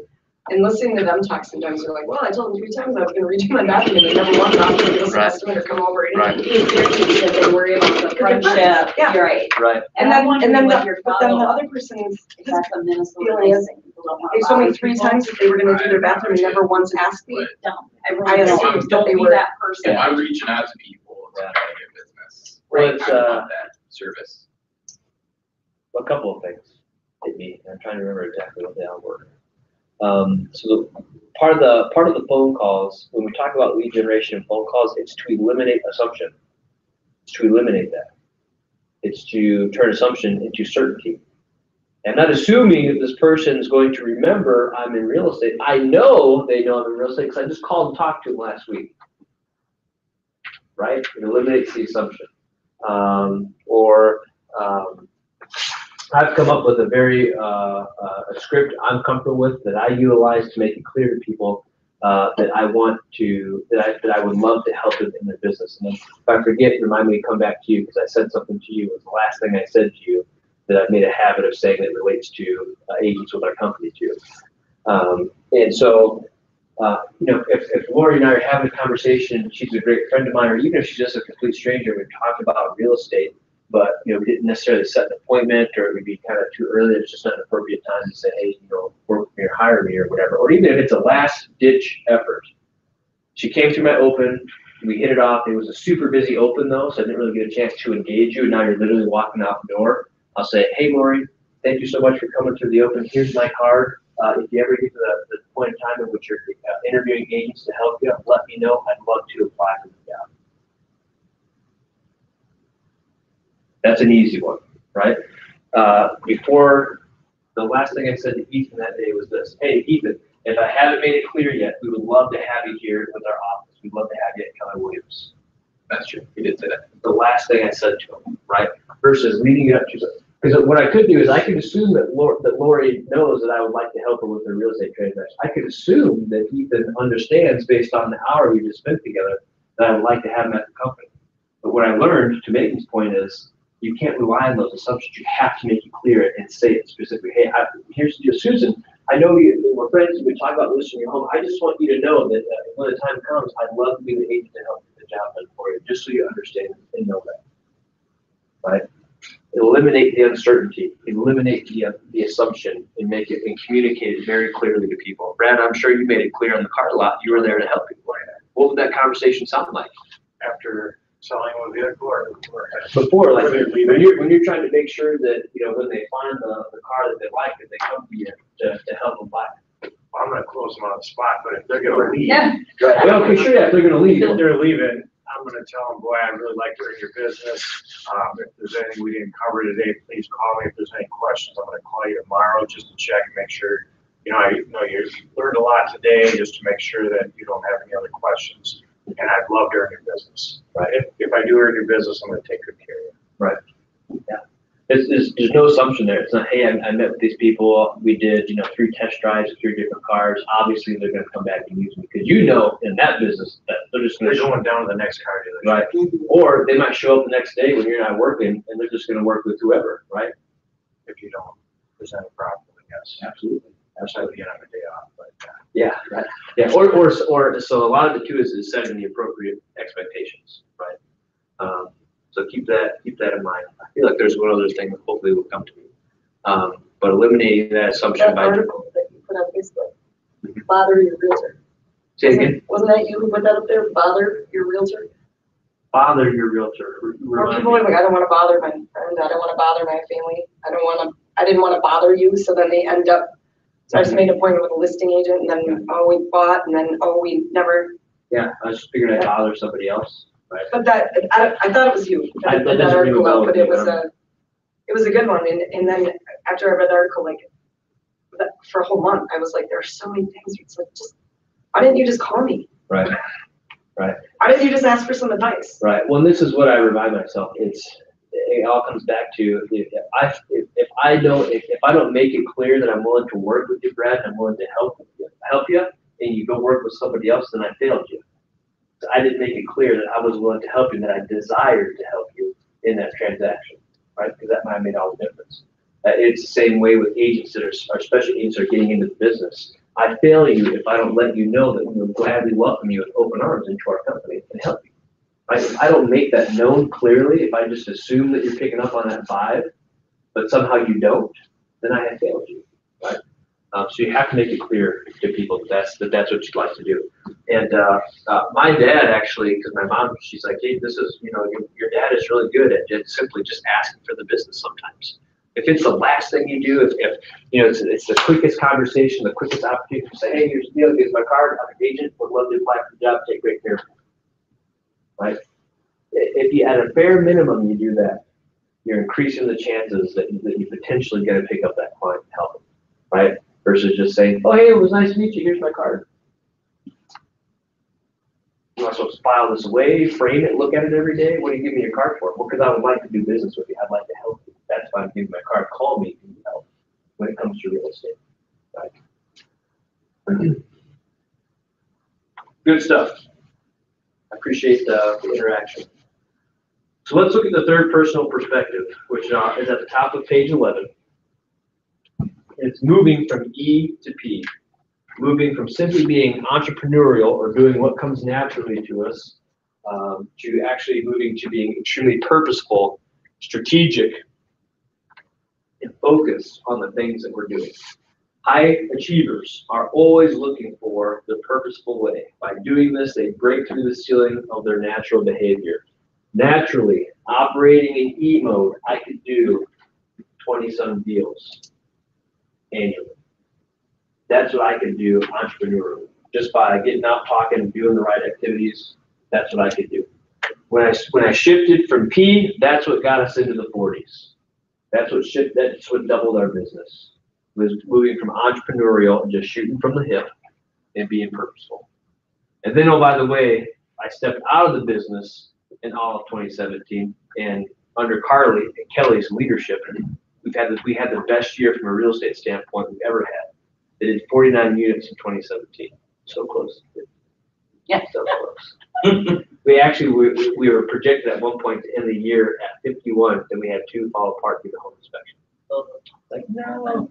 They'll close at 18, which is good, but it stinks because 50 was going to be a new milestone for us. But anyway, there's still much to celebrate, right? But it was by moving from simply just doing what I felt like, getting up at whatever time that day, going in, doing whatever follow-up or lead gen I felt like, maybe doing some opens, right? It was coming up with that specific plan that we talked about at the beginning.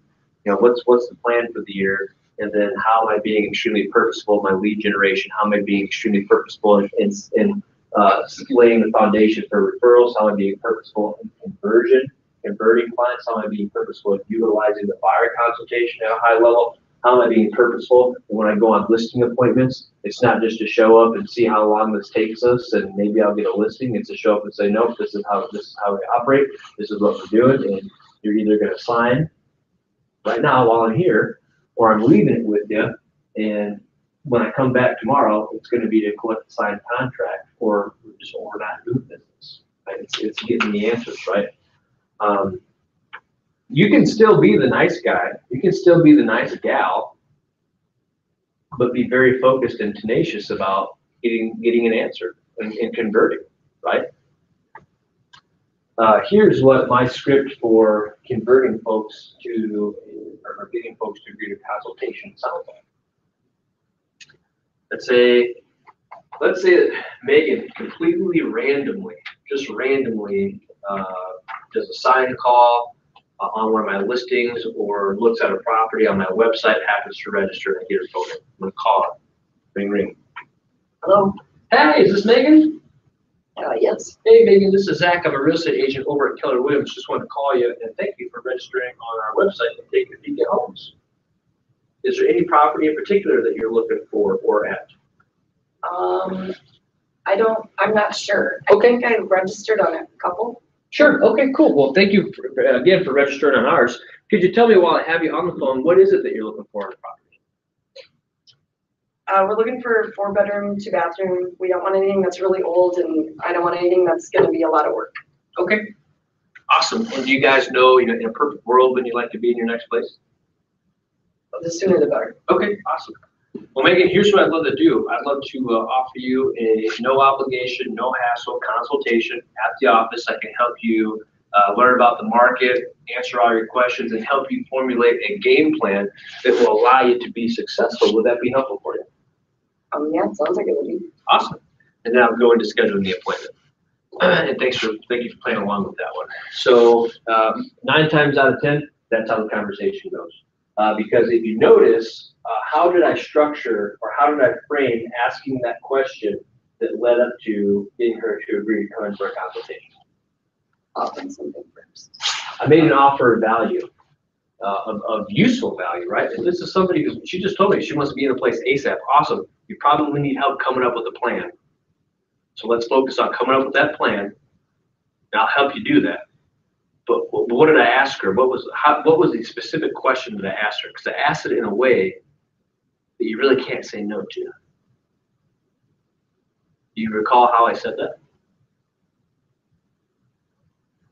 You want to come up with a game plan? Would that be useful for you? Would that be helpful for you? Yeah. Because honestly, you can't say no to that. I mean, you can, and if you are, you're a jerk. I probably don't want to work with you. But when I literally tell you, I will help you come up with a plan that will allow you to achieve your goals, and I ask, would that be helpful? You kind of have to say yes. And once you say yes, it's like, I got you. Yeah. Right? You just said yes. Now I have permission. Now we're going to book your consultation. That's like you walking into a gym and saying, I would like to lose 20 pounds this year. To say, great, we can give you an entire plan on how to do that. Would that be helpful for you? Yeah, that would be extremely helpful. What would be even more helpful is if you did it for me. No, just kidding. But that's, you make that item of value. The first couple of questions I ask her are the same questions I ask every time, regardless. What is it that you're looking for? And I shut up because that allows her just to talk. I'm building rapport. And then usually, if I can, I'll say, okay, great. And what's your timeline? Because again, that's building rapport. And then that's a gauge of motivation for me. Well, we're thinking about doing something 2 years from now. Great, call Lori. No, just kidding. Just follow up. Yeah, there you go. There you go. But it helps me kind of gauge that motivation. So those are the 2 go-to questions I ask at first, just to get them talking, which builds that rapport. And then I'll say, great, what I'd love to do, so I'll just formulate a game plan that will allow you to be successful. Would that be helpful for you?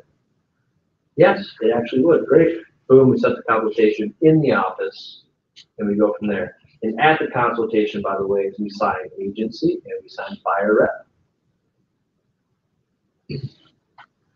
Buyer consultation is one of the Ignite sessions, so we'll talk about that in more detail. But that is a script you can utilize almost anywhere. Let's say we're out at a happy hour, when we run into each other, and know each other, or if we don't, and we're chit chatting. Maybe it's a business networking event. We're talking, blah blah blah. And like, yeah, this year I'm thinking it might be time to maybe sell and downsize a little bit. Awesome. Well, here's what I'd love to do.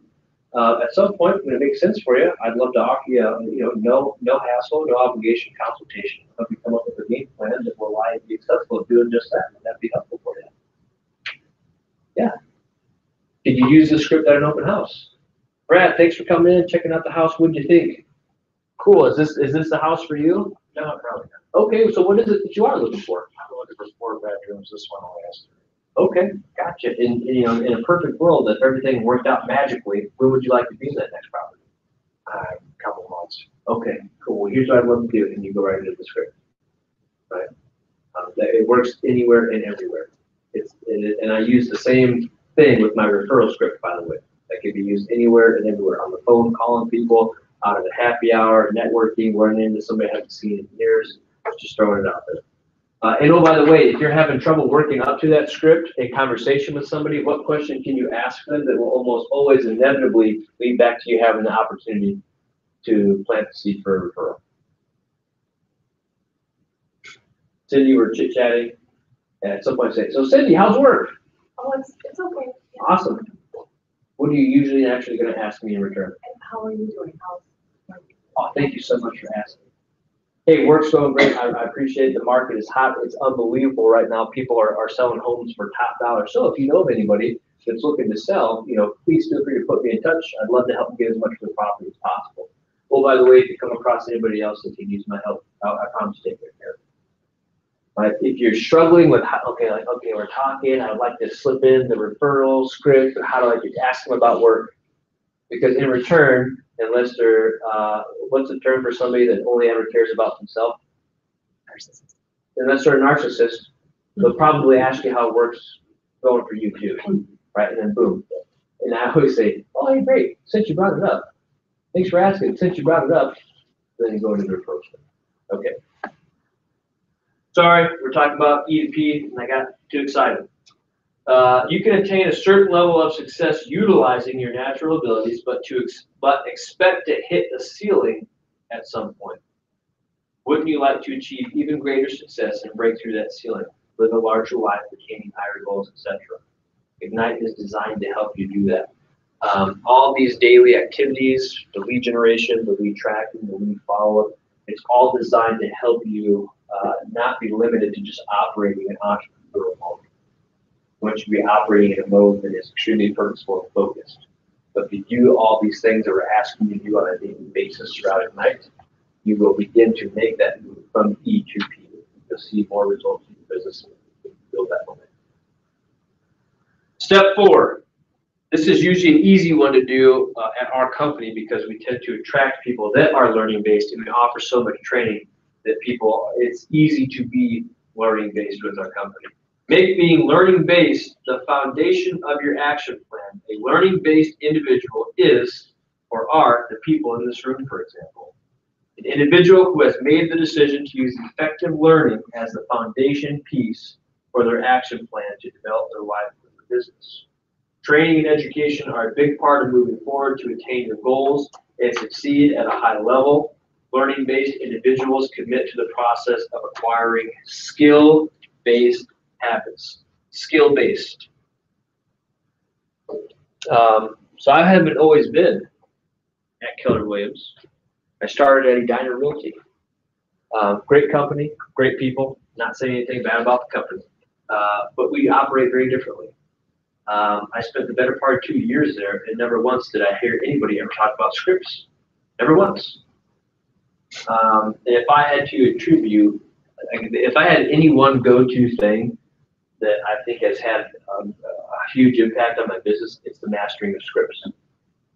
Without a doubt, the mastering of scripts. And I know that can sound weird because some people hear scripts and they hear scripted, which equals not genuine and not sincere. That's not what a script is. A script is simply an objection handler. It's you being prepared to answer questions you know you're going to get. And being prepared to answer questions in our line of work, generally a good thing, right?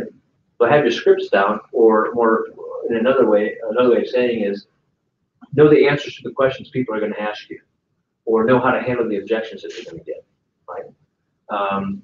So by tapping into the training and the education that I did get at the new company, when it came to things like scripts and converting people and utilizing the processes to do that, greatly increased my business. Keller Williams has doubled my business twice.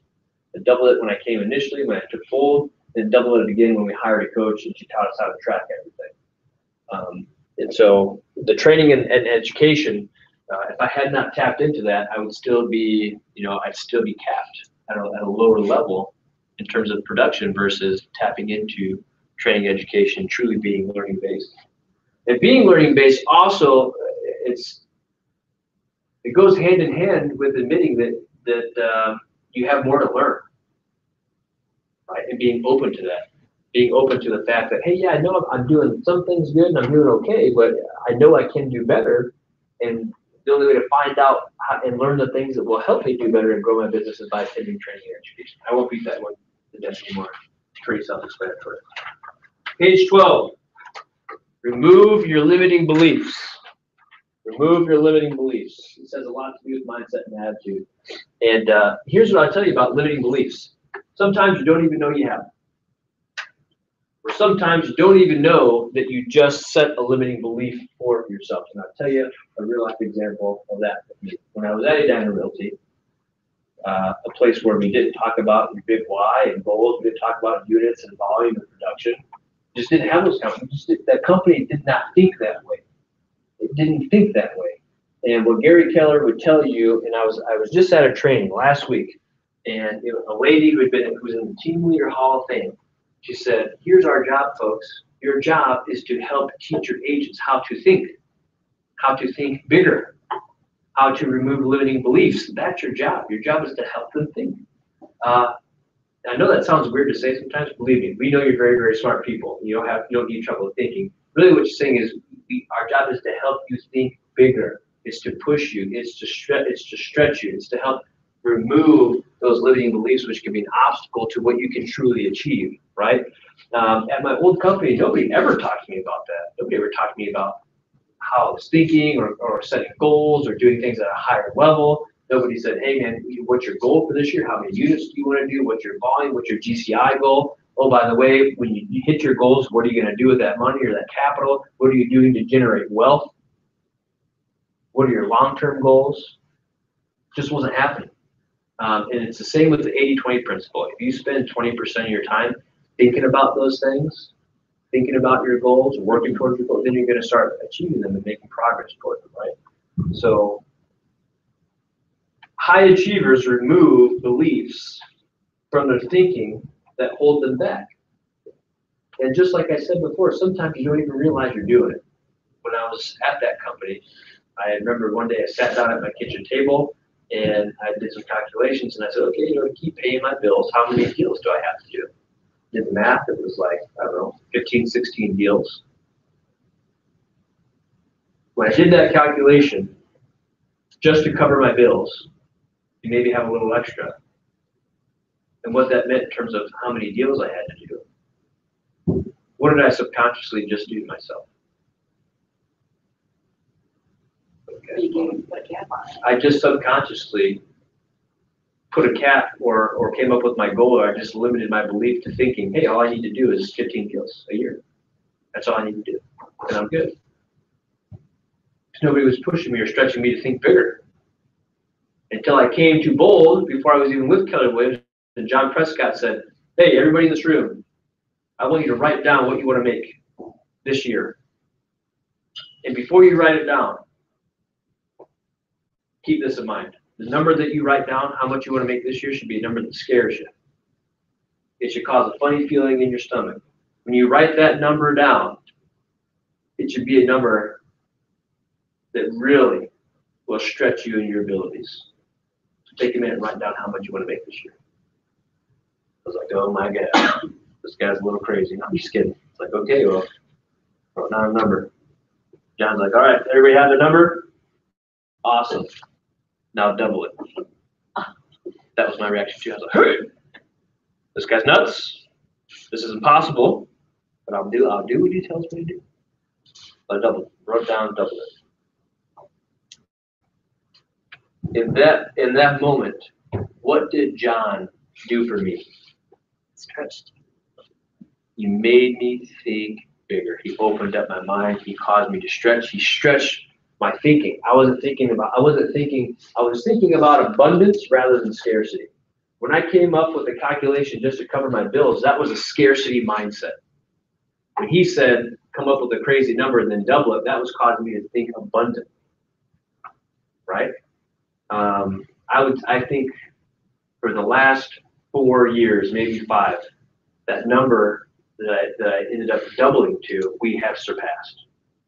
At least 3 years, probably 4 years in a row now. That never would have happened if he had said, write it down, now double it. It made me start thinking that number. It made me just think for even a little bit like, okay, is that possible? If it is possible, how would it be possible? What would I have to do to actually hit that number? I would have never asked those questions or thought through that had he not forced me to do that exercise, right? That's removing limiting beliefs. That's teaching people to think bigger. And all that additional, income or capital that we're generating can then utilize to invest in other things and generate even more personal wealth and generate passive income and achieve ultimately financial freedom. That's my goal in this job. You guys might think my goal is recruiting agents. That's not my job. My job is helping anybody that wants to, that truly wants to, that has the desire, that's willing to do the work. My job is to help you achieve financial freedom, to help you achieve financial independence. The quickest way I know how to do that is by impacting your real estate sales business. And you have the benefit of learning from a guy that's done it before. If that's what you desire to do and you want to check in and get it done, let's do it. That's what brings me personal fulfillment in my current role. It's helping people like you, everybody in this room, everybody that's watching this recording or will watch this recording, generate wealth and achieve financial independence. Because I want you to live an awesome life. And I know life is awesome when you're not worried about money, right? Okay, we got a little deep there for a second, so we're going to ratchet it back a notch. In order to successfully develop at a higher level, you would need to clear your mind of limiting beliefs first. For example, are any of these thoughts in your head? I have to be an expert and know everything before I can begin my business. I'm not valid yet. I don't think I can achieve a profit goal that will fund my life this year. Because I'm in the business will come to me naturally. I don't need to devote 3 hours each day to lead generation. I need to come up with the perfect plan before I can put any of it into action. Just teasing. I can't do it. I can't do it. People aren't going to respond to my lead generation. I don't know how to. I don't know how to do a newsletter. Okay. So my next question would be, how could you find out? Who could you hire? Right? Just ask a couple questions more. And great coaching is really asking questions. And I know sometimes that infuriates people. But sometimes somebody says, hey, Zach really needs some help. I say, okay, what's up? Well, I just need to find some more deals. Great. How can you do that? Well, I suppose I can hold some more opens. Awesome. How many opens are you going to hold this month? When are you going to schedule? What houses are they going to be? How long are you going to do it for? How many signs are you going to put out? How many flyers are you going to print? How many people's contact information are you going to capture? Right? Asking questions and self-discovery. That's what will get you through it.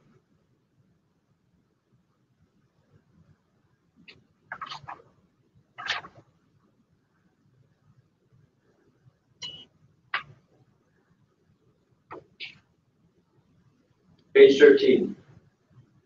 Step 6. Be accountable. Accountability is first and foremost an attitude and an approach to your entire life.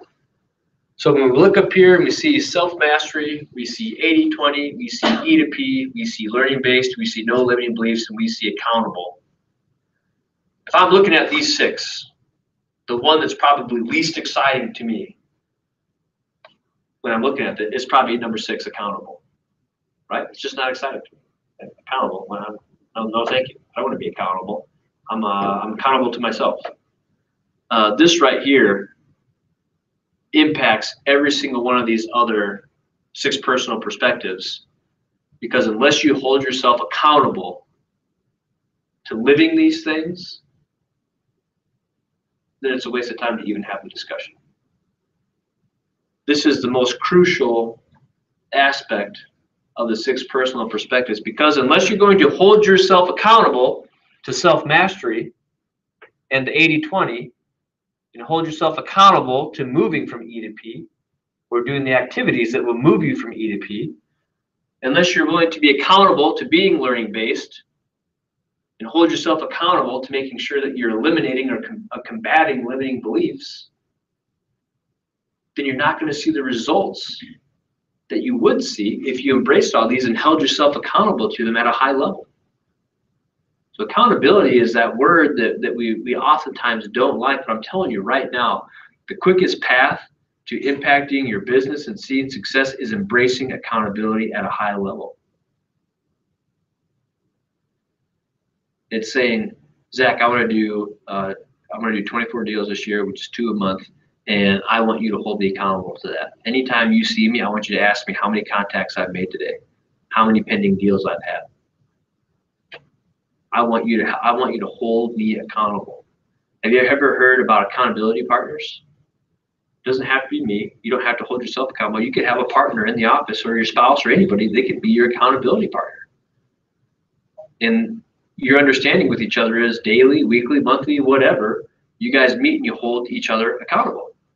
Lori, did you host that event that you told me you're going to host? Or have you scheduled that event that you told me you're going to host in February? Well, no, I haven't got around to it yet. You get it scheduled. I got to hold you accountable to that. Stop what you're doing right now. Let's go contact the company and set aside, reserve the room for the date and time. I'm going to help hold you accountable to that goal that you set. Your goal is to host a seminar in February. My job as your accountability partner is to make sure you do it. Right? That's what that looks like. And it's giving each other permission to have those frank conversations and hold each other accountable. It's often referred to as tough love. And sometimes people don't want tough love, so you should try to get the permission first before you just try it on somebody. Right? Unless they're your kid, you can use tough love all day long. But unless you have that relationship, or you've had that discussion, that they've given you permission to show them some tough love, you want to work up to it.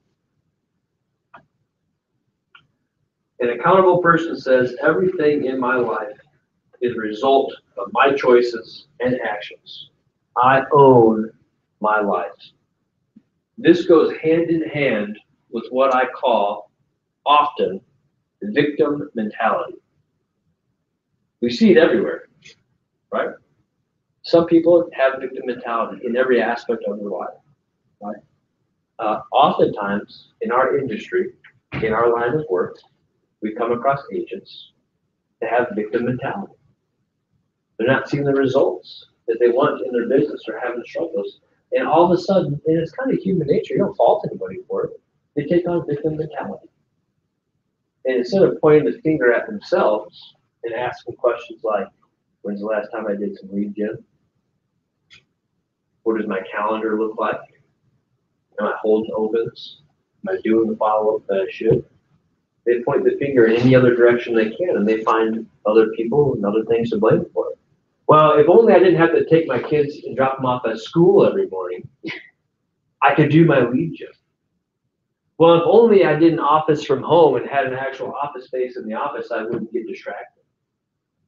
Well, only if if only I made more money and I could pay Zillow every month to fill my pipeline with people to call.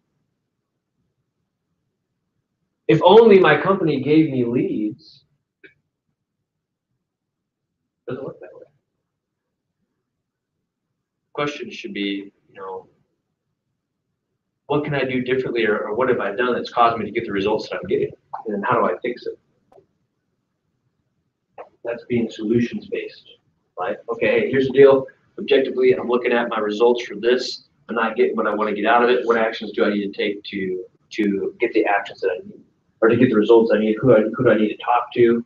What coaching, mentoring do I need? What training do I need to attend that will teach me what it is I need to teach? Or what do I need to do to my schedule to make sure that I can, schedule in lead generation or do this, this, and this, right?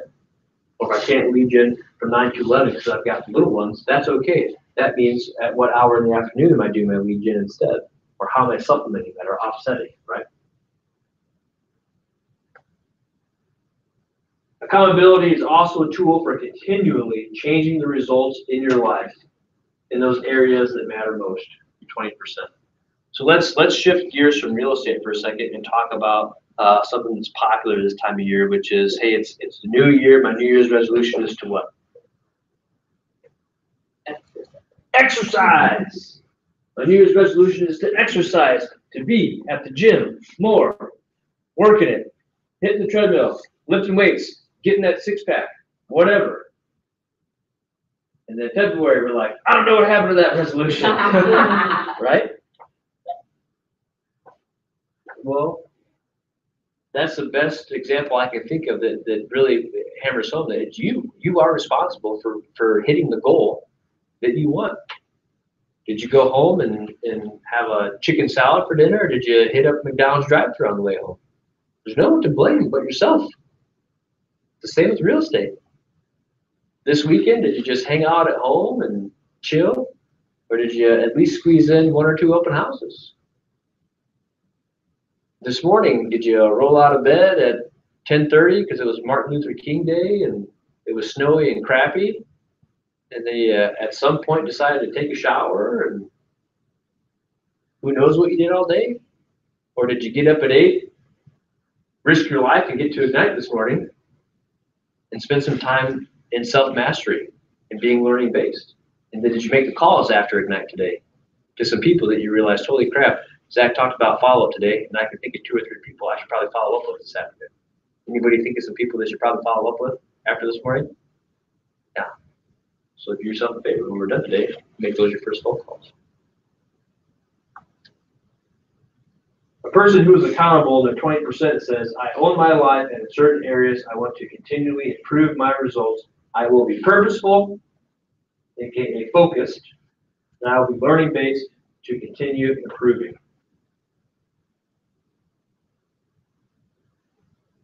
If you want to find more information about the 6 personal perspectives specifically, you can go to kwconnect.com. You can just search it in there and it'll pull up all the stuff about the 6 personal perspectives. Okay, so I'm going to go to page 15.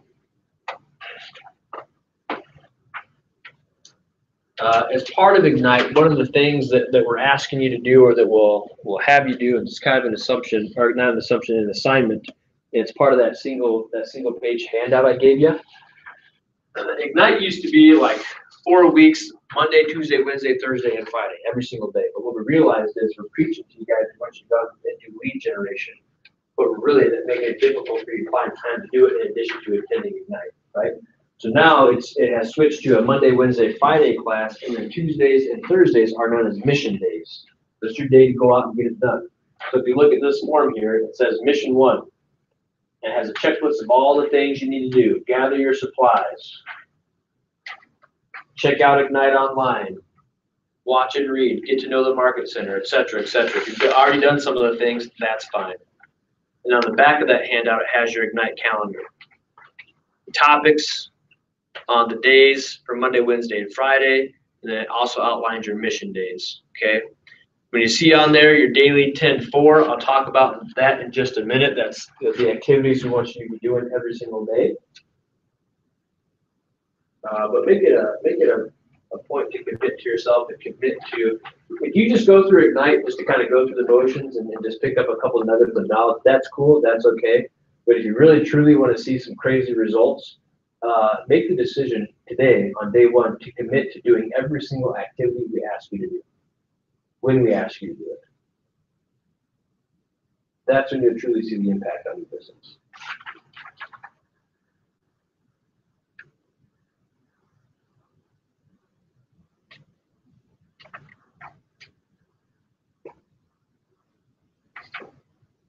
page 16. So it talks about, basically, one of the goals of Ignite is to help you guys get to, if you haven't before, get to cap status. And that's usually right around 2 million, 2.5 million in volume. Once you get to there and then grow beyond that. So a lot of the activities that we're focused on are things that will help you get there as soon as possible. We'll talk about big why in just a minute, monetary goals, etc. It's important to know and understand all those things because they feed your goals, which in turn help you understand, just how many deals you need to do to hit your goals and why you're doing them. I'm going to skip the ground rules for Ignite. Page 18 should be a series of questions right there. You guys see what I'm talking about? So I'm going to answer some of them for you. What is your job? Sales, lead generation. We already talked about that. I would call it lead generation and lead follow-up. Who is your customer?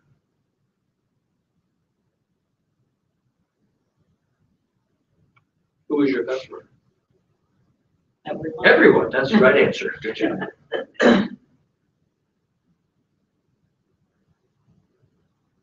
What is your product? Yourself. More specifically, service. Service. Your service, knowledge, experience, your expertise. But oftentimes that question gets answered as homes. No, your product is not homes. You're not a home builder. That's not your product.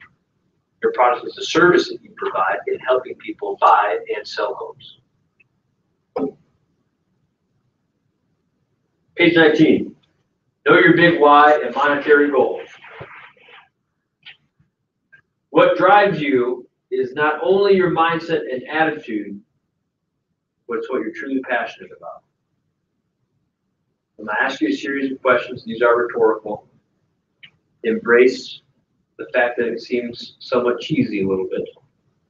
And just take some time to think about it. This is part of helping to stretch your thinking. We're talking about what things that make you passionate. What stirs your soul? Why are you in this business? What do you hope to achieve for yourself and your family?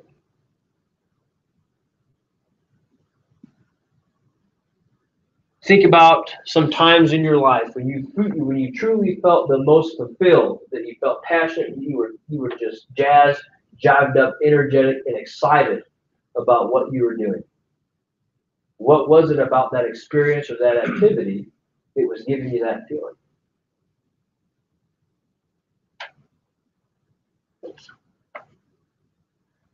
The answers to these questions are the basis for your big why.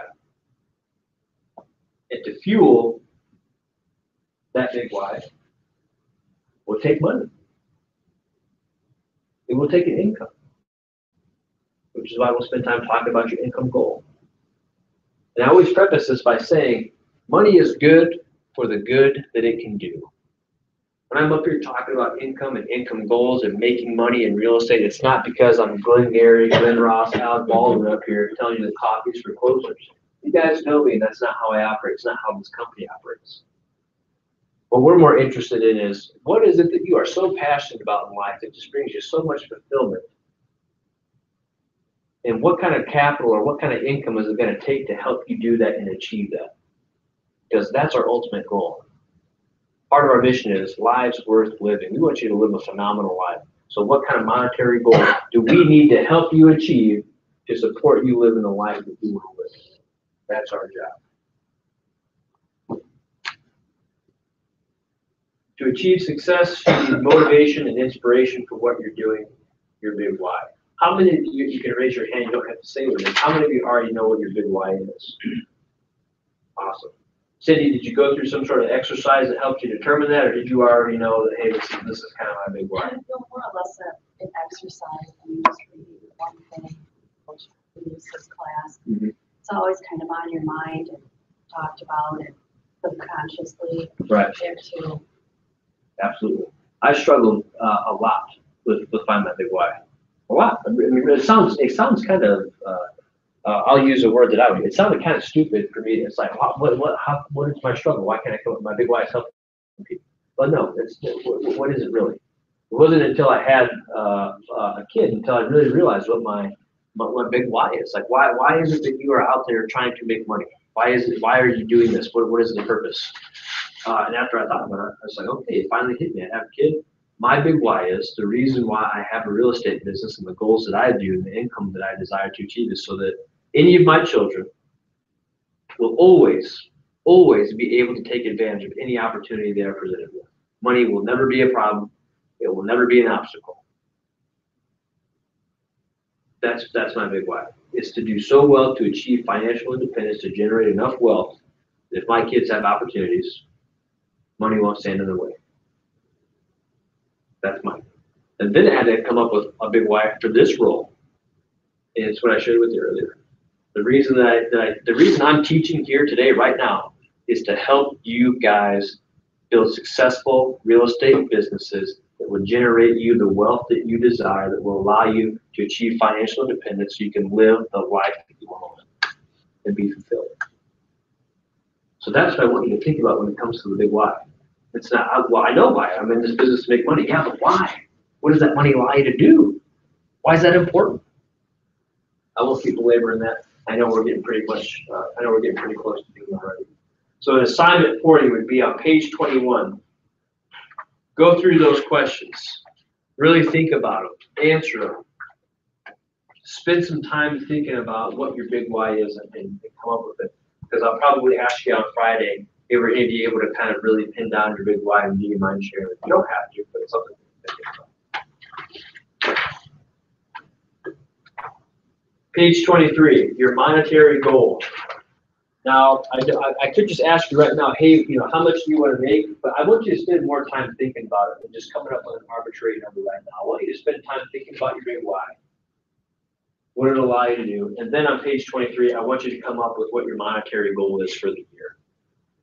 So between now and Friday, because I'm not going to teach you on Wednesday, somebody else is, but I'll be back again to teach you on Friday. I'm going to revisit big whys. I'm going to revisit monetary goal. But I want you to go through page 23 as well. Write down your goal and work through some of those exercises, because then we're going to take a peek at what you came up with in terms of the amount of business you need to do to hit that income. Sound good?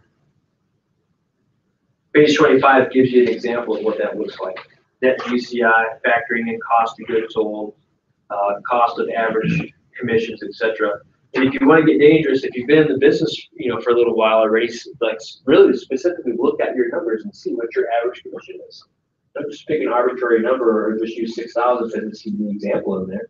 Go back and see what your average commission is. Don't use California's average commission. Oh, yeah. Go back and see what average commission is and utilize that to give you a little bit more realistic results. 27, page 27, skill number 2, commit to daily lead generation. This breaks it down for you. Make focus 20 contacts a day. Page 29 illustrates a lead generation funnel and how we're focusing on leads to generate appointments, which leads to agreements. Agreements is synonymous with signed contracts, listing contract, buyer contract, which then ultimately leads to transactions and closings.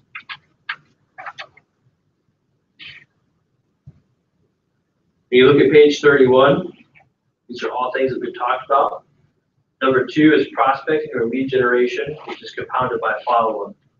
Number 4, knowing your market or knowing some of the statistics is always helpful, of course.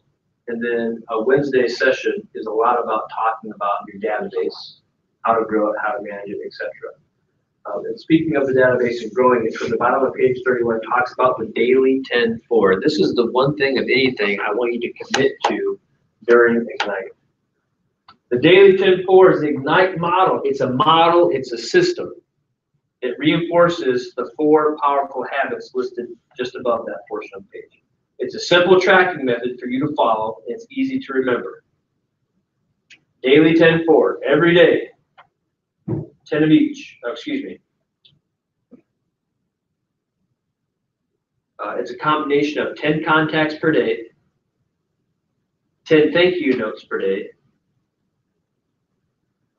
One thing that we talk about are 10 previews a day. I'm not asking you to do 10 previews of homes a day. You don't necessarily have to do that. But oftentimes if you're working with clients, you're out on showings already, you can count that as a preview, okay? But 10 contacts, 10 follow-ups, 10 note cards or 10 thank yous, and then 10 home reviews. Make that a daily habit that you do. Page 32 kind of breaks that down for you in a little more specific detail. Add 10 people to your database. Make 10 contacts lead generating. Follow up or write 10 notes. And then know your market by doing 10 homes. Now, handwritten notes are great. You can do that if you want to. I think if you can text message somebody, that's good too. You can Facebook message somebody, that's good too. Do something that is at a minimum giving you 10 opportunities to follow up or try to convert somebody to your client. I don't care what your means of communication is, as long as that's actually happening. Okay. Success tracking. Okay, daily104.com. You can log into that using your Keller Williams login information. And it's going to show you a system that looks similar to this. You can track your daily 10-4 throughout all of Ignite. And here's the deal. This isn't for me to look at and be like, oh my goodness, are they doing what I want? No, this has nothing to do with me. The tracking is all for you. It's all for you. One of the things that doubled my business, like I said before, was when my coach taught me how to track at a high level. Because what I want you to do 4 weeks from now is look back at everything you did every day and see what results you got. If you're tracking your activities daily and you're pretty religious about it, then you can see, okay, oh, I did this, this, and this, and it led to these results. So if I want to do more or do less or do the same thing, I better keep doing the same things I just did over the last 4 weeks. Because I know factually what results that yields me versus just guessing. Or if you hit a drought in your business and you go back and you look at your daily activities, you're like, okay, well, it looks like I stopped doing that for a while. Well, now you know why you have a drought. This isn't luck. This isn't happenstance. Because you stopped doing the activities. Or you have the opposite thing where you're like, oh my gosh, my business is blowing up. What's going on? Look back. Well, you were pretty religious about your daily 10-4, which leads to the results that you have right now in your business. I'm just letting you steal that. If you have trouble logging into that, let me know, let Katie know. We can help you get in there and figure out what you need to. But do yourself a favor, if you commit to any one single thing at Ignite, make it doing the daily 10-4 and tracking it.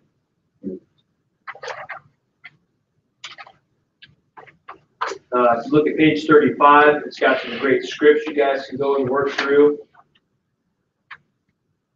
KW Connect, if you search how to use scripts, so log into KW, go to KW Connect, watch that video on your time. It's going to give you an idea of how to utilize scripts at a high level. And just know that throughout all of Ignite, you're going to be getting all the scripts that I utilize. Buyers, sellers. Kelly DeMille, she's actually going to come in and teach the Win with Sellers session, which is going to be awesome. She lists a lot of properties. She does a phenomenal job. Come to that session. Do yourself a favor and learn what it is that she's doing. And with scripts, practice makes perfect. Any questions for me? The whole back here material has a whole bunch of scripts that you can look at, memorize, tweak, and alter. Some scripts for your database.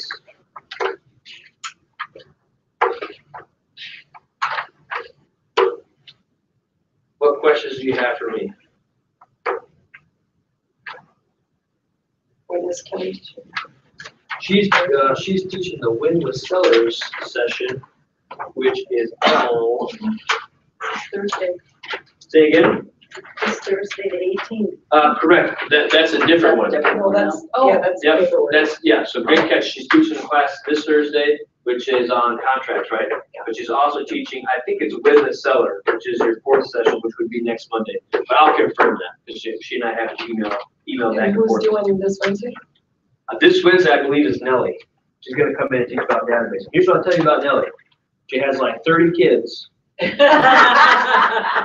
currently pregnant, and she was like in our top 5 of agents last year.